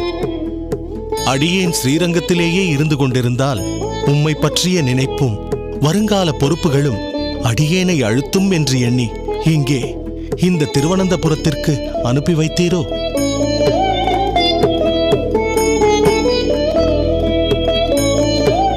இருப்பினும் தாங்களும் என் ஆராதனைக்குரியவரென்றோ? தங்களை பிரிந்து வருவேனா?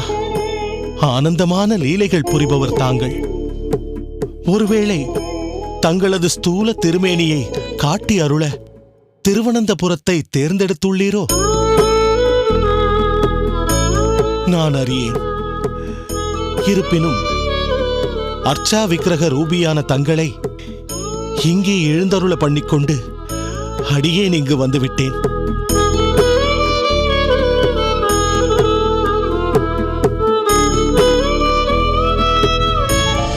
சுவாமி, திருவரங்க அரையர் தங்களை காண வந்திருக்கிறார். என்ன? திருவரங்க அரையரா?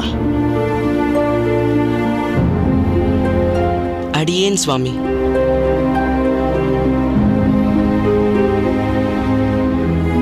பெருமாள் அருள் பூரணமாய் கிடைக்கட்டும்.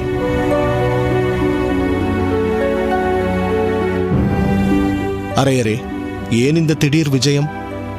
உன்னை வரச் சொல்லி அடியேன் ஏதும் தகவல் அனுப்பவில்லையே. தாங்கள் வரச் சொல்லவில்லை, வரவேண்டிய சூழ்நிலை. அப்படி என்னப்பா அவசர சூழ்நிலை? உற்சவங்கள் ஏதும் நடத்த முடியாத நிலையா?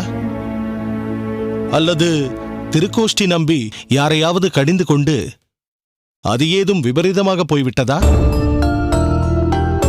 பெரிய நம்பி மடத்து காரியங்களை கவனித்துக் கொள்வதில் ஏதேனும் இடையூறா? அதெல்லாம் ஒரு குறையும் இல்லை சுவாமி. கோவிலில்தான். கோவிலில் என்ன? அந்த பொறுப்பைத்தான் தெய்வவாரியிடம்.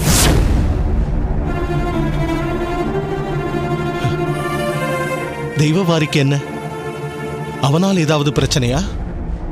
அவரால் பிரச்சனை என்பதை விட அவருக்கு அவரே கவலை என்னும் பிரச்சனையை ஏறிட்டுக் கொண்டிருக்கிறார். என்ன சொல்கிறாய் நீ? சுவாமி, சற்று அமைதியாக அடியேன் சொல்வதை செவிசாய் தருள வேண்டும். தாங்கள் யாத்திரை புறப்பட்டு சில நாட்களிலேயே தெய்வவாரியின் உடல்நிலை மாறுபாடு கண்டுவிட்டது. அவர் தங்கள் பிரிவை தாங்க மாட்டாது தவிக்கிறார், புலம்புகிறார். நினைத்தேன்.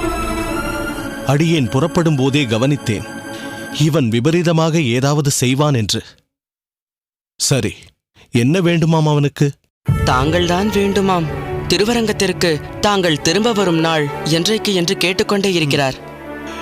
இதோ பார் அரையரே, அடியேன் திருவரங்கம் திரும்புவது பற்றி இன்னும் முடிவு செய்யவில்லை. இங்குள்ள அனந்த பத்மநாபன் என் சிந்தையில் கலந்து விரிந்து பறந்து கிடக்கிறான். அவனை உடனே பிரிந்து அடியேனால் வர முடியாது. இன்னும் சில காலம் அவனை பொறுத்துக் கொள்ளச் சொல். ஆனால் அதுவரை தெய்வவாரி உயிர் தரிக்க மாட்டார் போல் தெரிகிறது.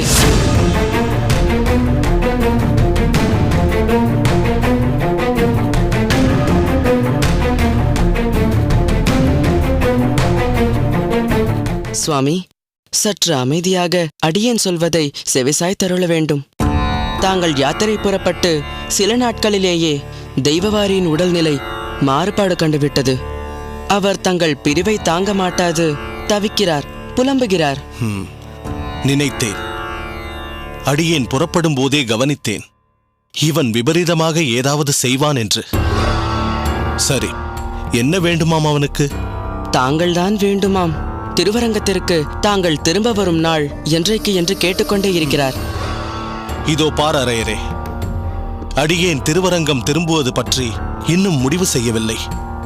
இங்குள்ள அனந்த பத்மநாபன் என் சிந்தையில் கலந்து விரிந்து பறந்து கிடக்கிறான். அவனை உடனே பிரிந்து அடியேனால் வர முடியாது. இன்னும் சில காலம் அவனை பொறுத்துக் கொள்ளச் சொல். ஆனால் அதுவரை தெய்வவாரி உயிர் தரிக்க மாட்டார் போல் தெரிகிறது.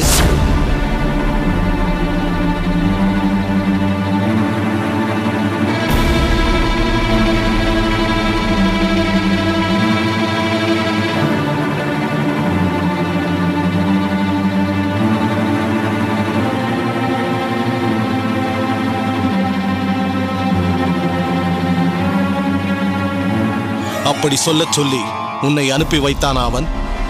இல்லை சுவாமி, தெய்வவாரி சொல்லி அடியேன் இங்கு வரவில்லை. உறக்க பேசும் நிலையிலும் அவர் இல்லை. அன்னபானம் இன்றி படுக்கையில் மனநோயால் பீடிக்கப்பட்டு இருக்கிறார். அவர் நிலை கண்டு திருக்கோஷ்டி நம்பிகள்தான் அடியேனை இங்கு அனுப்பி தங்களின் நிலை என்னவென்பதை அறிந்து வரச் சொன்னார். முடிந்தால் தங்களுடனேயே புறப்பட்டு வரும்படி என்னிடம் கேட்டுக்கொண்டார். நன்றாக இருக்கிறது உங்கள் செய்கை. அந்த தெய்வவாரி இப்படித்தான், ஏதாவது முரண்டு பிடிப்பான். அதை பொருட்படுத்தாமல் இருந்து பாருங்கள், பிறகு தானாக வழிக்கு வந்து விடுவான். வர வர அவன் பிடிவாதம் எல்லை மீறி போய்விட்டது. இருப்பினும் தெய்வவாரியின் விஷயத்தில் தாங்கள் சற்று கருணை காட்ட வேண்டும். அரையரே, நீர் என்ன சொன்னாலும் இப்போதைக்கு அடியேன் இங்கிருந்து புறப்படும் விருப்பத்தில் இல்லை. வேண்டுமென்றால் அவனிடம் இப்படி சொல், ஆச்சாரியனும் உன்னை பற்றிதான் எண்ணிக்கொண்டிருக்கிறார், சீக்கிரம் வந்து விடுவார். அதுவரை அடியேனிட்ட ஆணைப்படி உம்மை நடந்து கொள்ளச் சொன்னார் என்று தெரிவித்துவிடு. சொன்னால் கேட்டுக்கொள்வான். சரி, வந்தது வந்துவிட்டாய். நாளை பகவானை தரிசித்துவிட்டு பிறகு புறப்படு.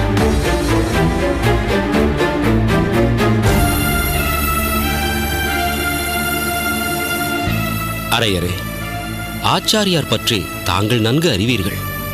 அவர் ஒன்று தீர்மானித்து விட்டால் அதிலிருந்து சுலபத்தில் பின்வாங்க மாட்டார். ஆமாம், மலராண்டார் சொல்வது சரிதான். ஆனால் தெய்வவாரி சுவாமியை நினைத்தால் அடியேனுக்கும் கவலையாகத்தான் இருக்கிறது. அவரது நிலையை அடியேன் நேரே கண்டு பயந்து போய் இங்கு வந்திருக்கிறேன். ஆச்சாரியார் சொன்ன செய்தியை தெய்வவாரியிடம் எப்படி சொல்லி புரிய வைக்கப் போகிறேனோ. திருவரங்கத்து பெருமானே, இதை தாங்கிக் கொள்ளும் சக்தியை நீதான் உன் அடியவன் தெய்வவாரி சுவாமிக்கு கொடுக்க வேண்டும். விஜயம்பாள், விஜயம்பாள், விஜயம்பாள், சொல்லுங்கள் சுவாமி. என்ன செய்து கொண்டிருக்கிறாய்? தெய்வவாரி சுவாமிக்கு புழுங்கல் அரிசி கஞ்சி தயார் செய்து கொண்டிருக்கிறேன். இளஞ்சூடாக இருந்தால்தானே வாய்க்கு பிடிக்கும். எல்லாம் சரிதான்.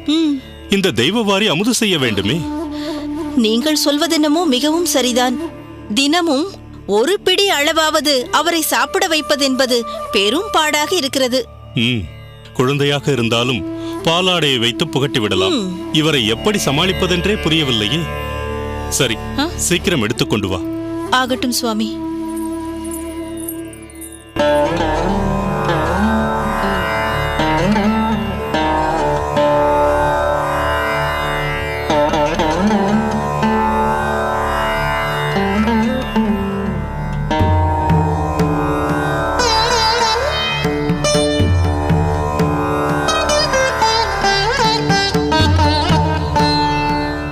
திருக்கோஷ்டி நம்பிகளே, என்ன சொல்கிறார் நம் தெய்வவாரி?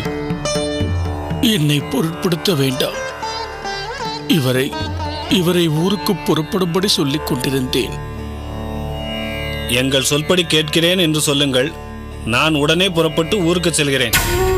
என்ன சம்மதம் தானே? பார்த்தீர்களா பெரிய நம்பி, இதற்கு பதிலே இல்லை இவரிடம். மொத்தத்தில் பிடிவாதம் ஒன்றையே தனது சொத்தாக வைத்துக் கொண்டிருக்கிறார் இவர். வார்த்தையால் என்னை சுடாதீர்கள் திருக்கோஷ்டி நம்பிகளே. அவர் அப்படி என்ன சொல்லிவிட்டார் தெய்வவாரி ஆண்டாரே? தன் ஆதங்கத்தை வெளிப்படுத்தினார், அவ்வளவுதான். அடியேனை தயவு செய்து புரிந்து கொள்ளுங்கள். ஆச்சாரியர் சொல்லியே பல வேளைகளை செய்து பழகிவிட்டேன். அவர் இல்லாத வெறுமை அடியேனை மிகவும் வாட்டுகிறது. அதனால் என் உடலும் எந்த பணியையும் செய்ய மறுக்கிறது. சுவாமி, இந்தாருங்கள். தெய்வவாரி, சற்று சாய்ந்து உட்கார்ந்து இந்த கஞ்சியை அருந்துங்கள். வேண்டாம், அடியேனுக்கு எதுவும் வேண்டாம். இந்த மனநிலையில் என் வாய்க்கு எதுவும் பிடிக்கவில்லை. அண்ணா, பிடிக்கின்றதோ இல்லையோ, ஒரு வாயாவது அருந்துங்கள். இல்லை, அடியேனை வற்புறுத்த வேண்டாம். அடியேனின் விதிப்படி நடக்கட்டும் என்று விட்டுவிடுங்கள். அது எப்படி விட்டுவிட முடியும் தெய்வவாரி? உங்களை கவனித்துக் கொள்ளும்படி ஆச்சாரியார் எங்களுக்கு கட்டளையிட்டு சென்றுள்ளார். ஆனால் நம் ஆச்சாரியரின் கருணைக்கு அடியே பாத்திரமாகவில்லையே. அவரும் இன்னும் வந்து சேரவில்லையே. தெய்வவாரி, உம் நிலையை கருத்தில் கொண்டுதான் நம் திருக்கோஷ்டி நம்பிகளும் அரையறை திருவனந்தபுரம் வரை அனுப்பியிருக்கிறார். அவரும் தகுந்த தகவலோடு இங்கு வந்து விடுவார். அது மட்டுமல்ல, அரையர் கூறிய தகவல்களை கேட்டதும் ஆச்சாரியரும் கூட கிளம்பி வருவதற்கு வாய்ப்பு உள்ளது. அதனால் வேறு எதிலும் சிந்தனையை செலுத்தாமல் உம்மை பெற்ற தாயைப் போல் இவர்கள் உமக்கு உணவு எடுத்து வந்திருக்கிறார்கள். தயவு செய்து ஒரு வாயாவது அருந்துங்கள். சரி, அமுது செய்கிறேன். ஆனால் அரையர் வந்த பின்பு அமுது செய்கிறேன். ஆச்சாரியர் வந்து கொண்டிருக்கும் தகவலை கோரட்டும். அடியேன் நிச்சயம் அமுது செய்கிறேன். அரையர் வரும் வரை பட்டினி கிடக்க வேண்டாம் தெய்வவாரி. ஆச்சாரியரை எதிர்கொண்டு அழைக்கவாவது உடலில் வலு வேண்டாமா? அதனால் தயவு செய்து வாருங்கள், வாருங்கள், அமருங்கள். இப்படி அமருங்கள். உம்மை பற்றித்தான் பேசிக் கொண்டிருந்தோம் அரையரே. வந்து விட்டீர்களா? என் பகவானையும் அழைத்து வந்து விட்டீர்களா? சொல்லுங்கள் அரையரே, சொல்லுங்கள். சரி அரையரே, ஆச்சாரியரை சந்திக்க முடிந்ததா? அவர் எப்படி இருக்கிறார்? ஆச்சாரியரை சந்தித்தேன். அவர் நலமாக உள்ளார்.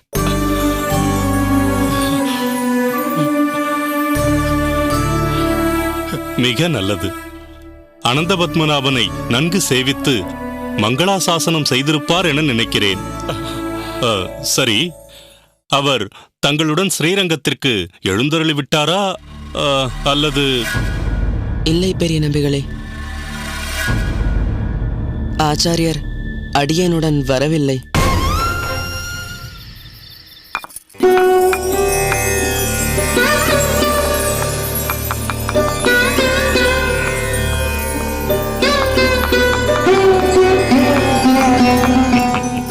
என்ன விஜயா, ஏதோ மும்முரமாக அம்மிக்கல்லோடு சண்டையிட்டுக் கொண்டிருக்கிறாய்? அப்படியெல்லாம் ஒன்றுமில்லை, சூரணம் தயாரித்துக் கொண்டிருக்கிறேன். ஓ, தெய்வவாரி ஆண்டானுக்காகவா? ஆம் சுவாமி. அவர் அமுது செய்யவே மிகவும் தயக்கம் காட்டுகிறார். இதில் சூரணம் வேறா? இதை கொடுத்தோம் என்றால் நன்கு பசி எடுக்கும். அப்படியாவது அவர் அமுது செய்வாரா என்று பார்க்கலாம். உன்னை நினைத்து எனக்கு பெருமையாக இருக்கிறது விஜயா. தெய்வவாரியை வேறு யாரோ என்று எண்ணாமல் அவர் உடல்நிலைக்காக இவ்வளவு தூரம் இறங்கி மருந்தெல்லாம் தயாரித்துக் கொடுத்து உபகாரம் செய்வது என்பது மிகவும் உயர்வான செயல். ஏன் அப்படி நினைக்கிறீர்கள்? அவரும் நமது ஆச்சாரியரின் நெருங்கிய சிஷ்யர். நாம் அனைவரும் வாசுதேவ குடும்பம் அல்லவா? அவ்வகையில் அவரும் நம் குடும்பத்தின் அங்கத்தினர் அல்லவா? என்ன செய்வது? பாவம், இவர் வியாதியில் வீழ்ந்து கிடக்கிறார். எனக்கும் அதுதான் கவலையாக இருக்கிறது. திருவனந்தபுரம் சென்று வந்த அரையர் ஏதாவது நல்ல செய்தி கொண்டு வருவார் என்று பார்த்தால் அவரோ நம் ஆச்சாரியர் தற்போதைக்கு வருவதாக இல்லை என்று கூறிவிட்டார். அதை தெரிந்து கொண்ட பின்புதான் இவரது நிலைமை இன்னும் மோசமாகிவிட்டது. ஆனால் ஒன்று, நம் ஆச்சாரியர் திரும்ப வருவதற்குள் இவரது உடல்நிலையை நாம் சரி செய்தாக வேண்டும். கோயில் பணியையும் பழையபடி தெய்வவாரி கவனிக்க வேண்டும். இவரால் அலங்கரிக்கப்படாமல் நமது அரங்கனும் வாடி போயிருப்பார் அல்லவா? நிச்சயம் திருவுள்ளம் வாட்டம் கண்டிருக்கும். சரி சுவாமி, இச்சூரணத்தை நான் அவரிடம் கொடுத்து விட்டு வருகிறேன்.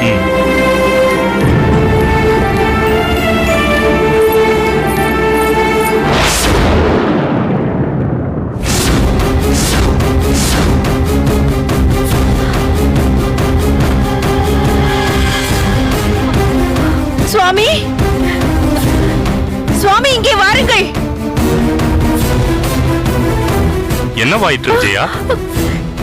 இங்கே பாருங்கள், தெய்வவாரி சுவாமி இங்கே காணவில்லை. எங்கு போயிருப்பார்? அவர் 4 அடி எடுத்து வைக்க கூட சிரமப்படுவாரே. எப்போதுமே என் உதவியின்றி வேறு எங்கும் செல்ல மாட்டாரே. அதுதான் எனக்கு புரியவில்லை சுவாமி. சரி, நீங்கள் புழக்கடையை நோக்கி சென்று பாருங்கள். நான் வாசற்புறம் சென்று பார்க்கிறேன். சரி.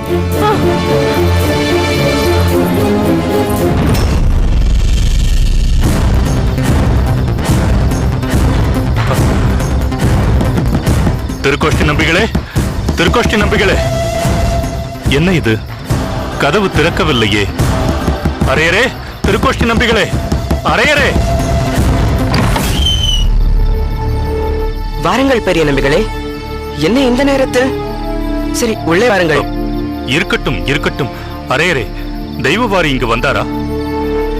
என்ன தெய்வவாரியா? ஆம் திருக்கோஷ்டி நம்பிகளே. இங்கு வரவில்லையே. என்னவாயிற்று பெரிய நம்பிகளே? ஏன் இப்படி பதற்றத்தோடு காணப்படுகிறீர்கள்? அது அடியே நகத்தில் இருந்த தெய்வவாரி ஆண்டானை காணவில்லை திருக்கோஷ்டி நம்பிகளே.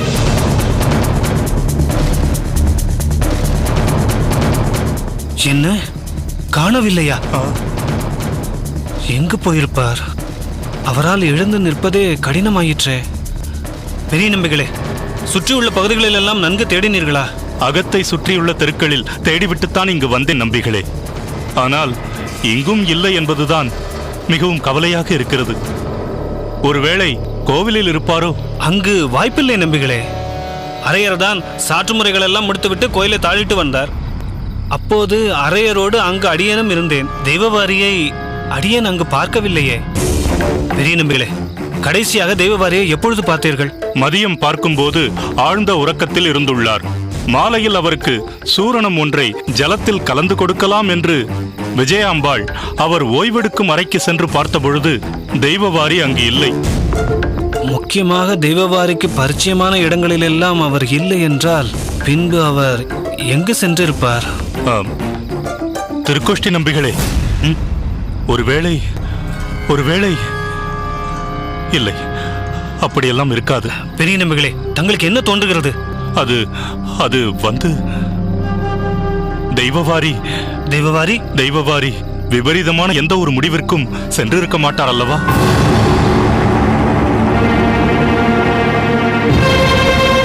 பெரிய நம்பிகளே, தாங்கள் நினைப்பது போலெல்லாம் தெய்வவாரி ஆண்டான் நடந்து கொள்ள மாட்டார். அதற்கில்லை, சில நாட்களாகவே மிகவும் விரக்தியாக பேசிக் கொண்டிருந்தாரே. அதனால்தான் இப்படி ஒரு கவலை அடியேனை தொற்றிக் கொண்டது. அடியேனை பொறுத்தவரை தாங்கள் அடைந்திருப்பது வீண் கவலை. பல தத்துவங்களை பூரணமாக உணர்ந்தவர் அவர். பல பேருக்கு பல சந்தர்ப்பங்களில் வழிகாட்டியாகவும் இருந்துள்ளார் என்று அடியேன் கேள்விப்பட்டிருக்கிறேன். நிச்சயம் விபரீதமான முடிவுக்கெல்லாம் தெய்வவாரி சென்றிருக்க மாட்டார். சரி, நல்லதையே நினைப்போம். ஆனால் பொழுது விடிவதற்குள் தெய்வவாரி நம் கண்களுக்கு புலப்படவில்லை என்றால் அனைவரும் கேள்வி கேட்க ஆரம்பித்து விடுவார்களே.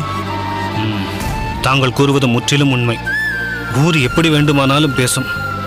இப்படி நம்மை சங்கடத்தில் ஆழ்த்திவிட்டு அவர் எங்கு போயிருப்பார்? அடியனுக்கு ஒன்று தோன்றுகிறது. சொல்லுங்கள் ஆயரே.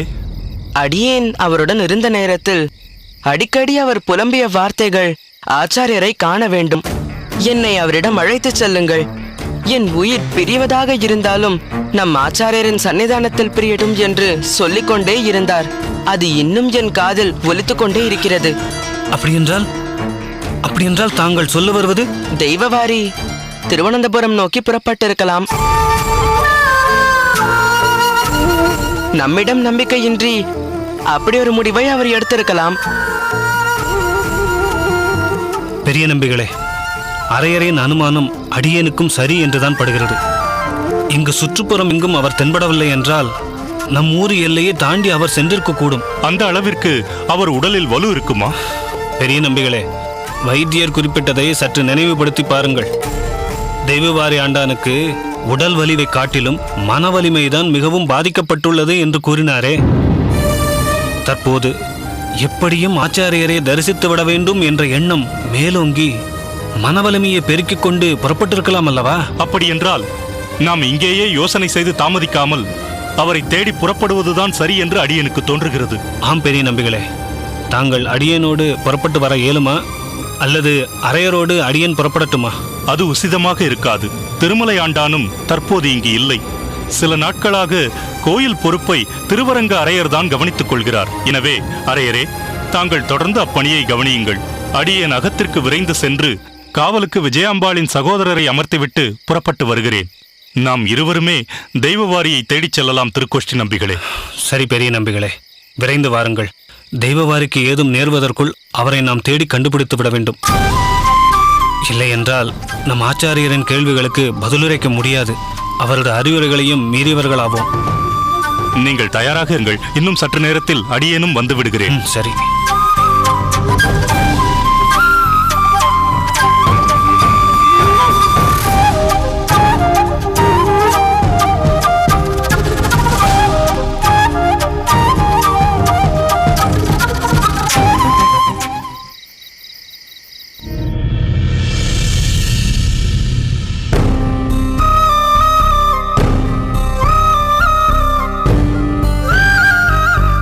வரவேண்டும் வரவேண்டும். அடியேன், நாங்கள் ஸ்ரீரங்கத்திலிருந்து வருகிறோம்.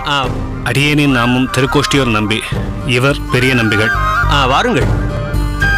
ஆஹா, தங்கள் இருவரின் வரவால் இந்த மடம் பொலிவு பெற்றது. அடியேனும் நம் ஆச்சாரியர் யமுனாச்சாரியாரின் சிஷியன்தான். அடியேன் பெயர் மாதவ நம்பி. என்ன, தாங்களும் நம் மடத்து சிஷ்யரா? மிகவும் சந்தோஷம். திராவிட தேசத்தை தாண்டி நம் ஆச்சாரியரின் புகழ் பரவி இருக்கிறது. அவரின் ஆணைப்படி அடியேன் பல ஆண்டுகளுக்கு முன்பே வந்து பகவத் கைங்கரியம் செய்து கொண்டிருக்கிறேன். அதுவும் நம் ஆச்சாரியரின் அருளாசியோடு அடியேனுடைய பணி நடந்து கொண்டிருக்கிறது. ஆச்சாரியரும் திருவனந்தபுரம் செல்லும் முன்பு இங்கு சில நாட்கள் தங்கியிருந்து விட்டுத்தான் யாத்திரையை தொடங்கினார். மிக்க சந்தோஷம். பெரிய நம்பிகளே, தெய்வாதீனமாக நாம் சரியான திசையில்தான் வந்திருக்கிறோம். நம் ஆச்சாரியரின் சிஷ்யரான மாதவ நம்பியும் காணப்பெற்றோம். அது அடியனின் பாக்கியம். தங்கள் இருவரையும் மற்றும் பல சிஷ்யர்களையும் கொண்ட திருவரங்க மடத்தின் பெருமையை அடியேன் நன்கு அறிவேன். அதில் பிரதானமானவர்களான திருக்கோஷ்டி நம்பிகளையும் பெரிய நம்பிகளையும் நேரில் காணப்பட்டது அடியனின் பெரும் பாக்கியம். தாங்கள் ஆச்சாரியரை காணத்தான் புறப்பட்டு வந்துள்ளீர்களா? ஆமாம் மாதவரே. திருவனந்தபுரம் சென்ற நம் ஆச்சாரியர் வெகு நாட்களாகியும் திருவரங்கம் திரும்பவில்லை. வேறு சில நிர்பந்தங்களும் காரணம். இன்று இரவு இம்மடத்தில் தங்கிவிட்டு பிறகு திருவனந்தபுரம் நோக்கி பணிக்கலாம் அல்லவா? தங்களுக்கு ஒரு விஷயத்தை தெரிவிக்க விரும்புகிறேன். நம் ஆச்சாரியர் திருவனந்தபுரத்திலிருந்து புறப்பட்டு விட்டார். திருவரங்கம் நோக்கி தான் திரும்பி வருகிறார். இங்கிருந்து திருவனந்தபுரம் வெகு அருகில்தான் இருக்கிறது. அவரை வரவேற்கத்தான் இந்த மடத்தில் வேலைகள் நடந்து கொண்டிருக்கின்றன. அப்படியா? ஒரு விதத்தில் இதுவும் நல்ல செய்திதான். இருப்பினும் பெரிய நம்பிகளே, நாம் இன்னும் தெய்வவாரியை காணாமல் இருக்கிறோமே. ஆச்சாரியருக்கு இது பற்றி எப்படி தெரிவிக்கப் போகிறோம்? ஒன்றும் புரியவில்லை. என்ன பேசுகிறீர்கள்?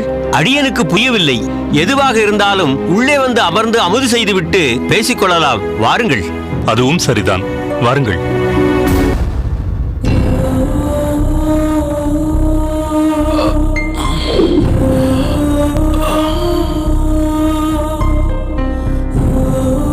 பெரிய நம்பிகளே, அங்கே பாருங்கள்.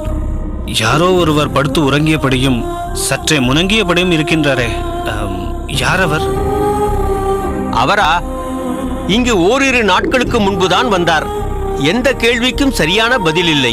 வைணவ அடியாராக காட்சியளிக்கிறார். அமுது செய்ய சொல்லி வற்புறுத்தியும் கேட்கவில்லை. ஒரே வாக்கியத்தையே திரும்ப திரும்ப சொல்லிக் கொண்டிருக்கிறார். என்னவென்று சொல்லிக் கொண்டிருக்கிறார்? திருவனந்தபுரம் செல்ல வேண்டும், அதுதான் அவரது தாரக மந்திரம். இதைத்தான் அவர் ஜபித்துக் கொண்டிருக்கிறார். பெரிய நம்பிகளே, பாருங்கள், உள்ளே சென்று பார்க்கலாம். வாருங்கள். தாங்கள் உள்ளே செல்லுங்கள்.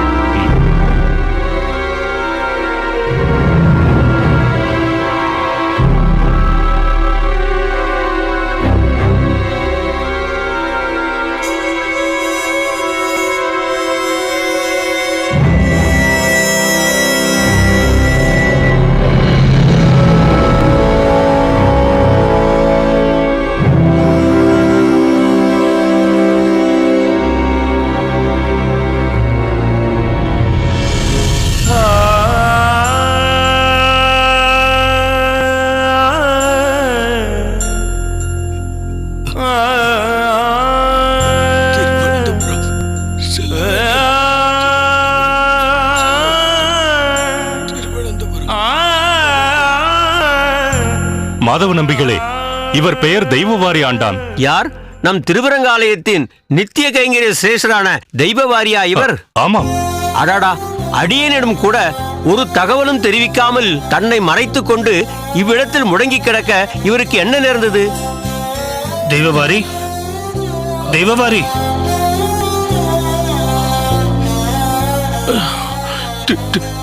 திருக்கோஷ்டி நம்பிகளே. திருக்கோஷ்டி ஒரு நம்பியேதான். என் அருகே பாருங்கள், பெரிய நம்பிகளும் வந்திருக்கிறார்.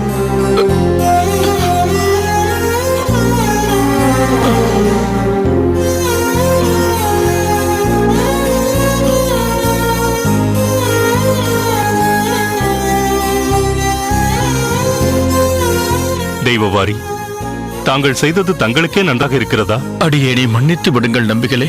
தங்களை மன்னிப்பதற்கு நாங்கள் யார்? ஆனால் எங்கள் நிலையை தாங்கள் கருத்தில் கொள்ள வேண்டாமா? ஆச்சாரியார் முன்னிலையில் எங்களை தலைகுனிய செய்துவிட இருந்தீர்களே, இது நியாயமா? திருக்கோஷ்டி நம்பிகளே, ஏதோ ஒரு வேகத்தில் புறப்பட்டு வந்து விட்டேன். உங்களுக்கும் சிரமம் கொடுத்து விட்டேன். உங்களையெல்லாம் வருத்தத்தில் ஆழ்த்தியதால் தான் இன்னும் நம் ஆச்சாரியரை காணப்பெறாமல் இருக்கிறேன். அடியேன் மிகப்பெரிய பாவி. தெய்வவாரி ஆண்டானே, தங்கள் விருப்பத்தை இந்த மடத்து பிரதான சிஷ்யரான மாதவன் நம்பியிடம் சொல்லி இருக்கலாம் அல்லவா? அதற்கு அடியேனின் மனது உடன்படவில்லையே. இவர் மூலம் தங்களுக்கு அடியேனை பற்றிய தகவல் தெரிந்தால் அடியேனின் விருப்பம் நிறைவேறாமல் போகலாம். எப்படியும் ஆச்சாரியரை தரிசித்து விட வேண்டும் என்ற வைராக்கியத்தில் இவ்வளவு தூரம் வந்துவிட்டேன். தங்கள் வைராக்கியம் சீக்கிரம் வெற்றியடைய போகிறது. கவலைப்படாமல் இருங்கள். நம் ஆச்சாரியர் திருவனந்தபுரத்திலிருந்து திரும்பி நம் மடத்தை நோக்கிதான் வந்து கொண்டிருக்கிறார்.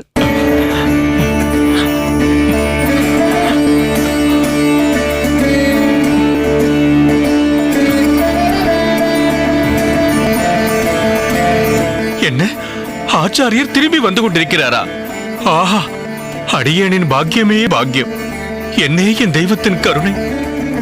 அடியேனுக்கு மற்றும் ஒரு வாழ்வு தந்தீர். தெய்வவாரி, தங்கள் விருப்பப்படியே நம் ஆச்சாரியர் திருவரங்கம் திரும்ப தீர்மானித்து நமக்கு சமீபமாக வந்துவிட்டார்.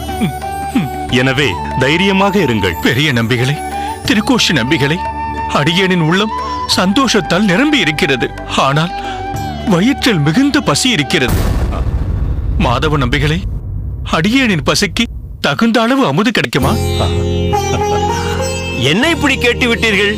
தங்களை திருப்தி செய்து விட்டே நாங்கள் அமுது செய்கிறோம். போதுமா? போதும், போதும்.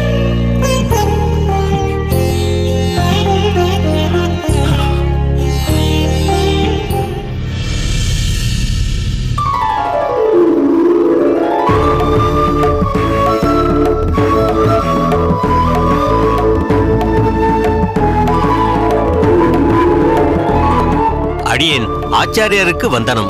அடியேன்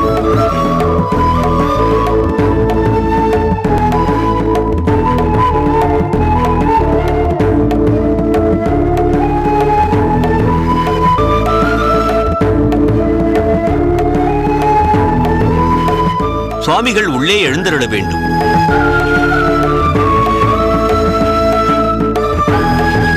பெருமாளின் அருள் அனைவருக்கும் பூரணமாய் கிடைக்கட்டும்.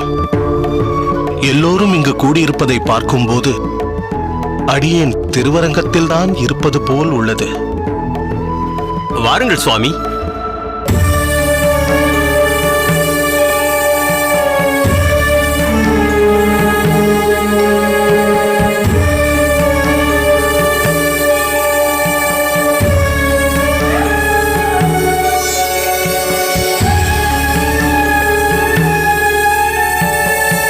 சுவாமி, தாங்கள் யாரை தேடுகிறீர்கள்? அது ஒன்றுமில்லை. ஒருவன் உடம்பு முடியாமல் அமுதும் உண்ணாமல் அடியேனை பற்றியே புலம்பிக் கொண்டு நோயில் விழுந்து கிடந்தானாமே, அவனைத்தான் தேடுகிறேன். இதோ வந்துவிட்டேன் சுவாமி.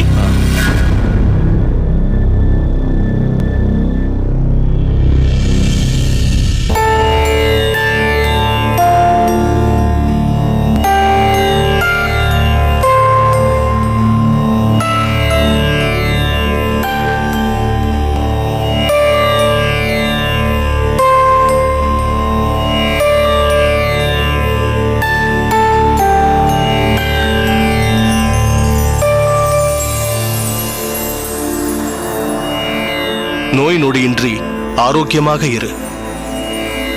எழுந்திரு. ஆச்சாரியரே, இந்த அபராதியை அனுகிரகிக்க வேண்டும். அடியேன் முன்பே சொன்னது போல் அடியேனின் உள்ளத்தை கொள்ளை கொண்ட வித்தியாசமான சிஷ்யன் நீ. சரி, இனி உன் துயரம் விடு.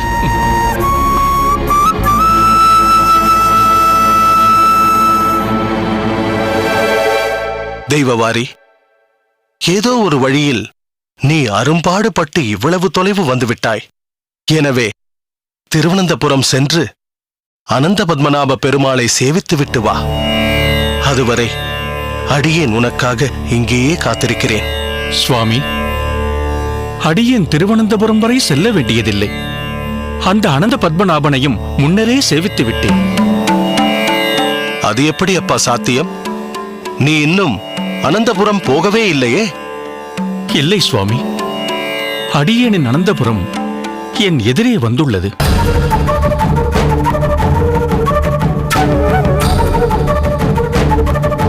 இதோ அடியேன் அனந்த பத்மநாபனை எதிரே தரிசித்துக் கொண்டுதான் இருக்கிறேன்.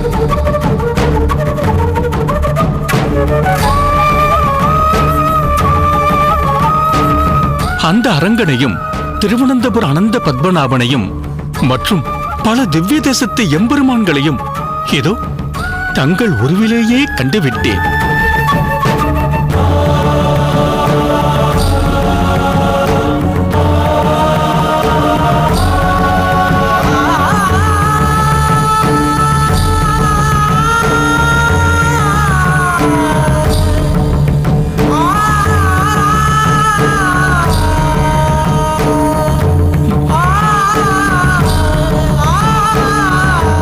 இத்தகைய பக்தியுடைய சிஷ்யனும் ஒருவன் இருப்பானோ?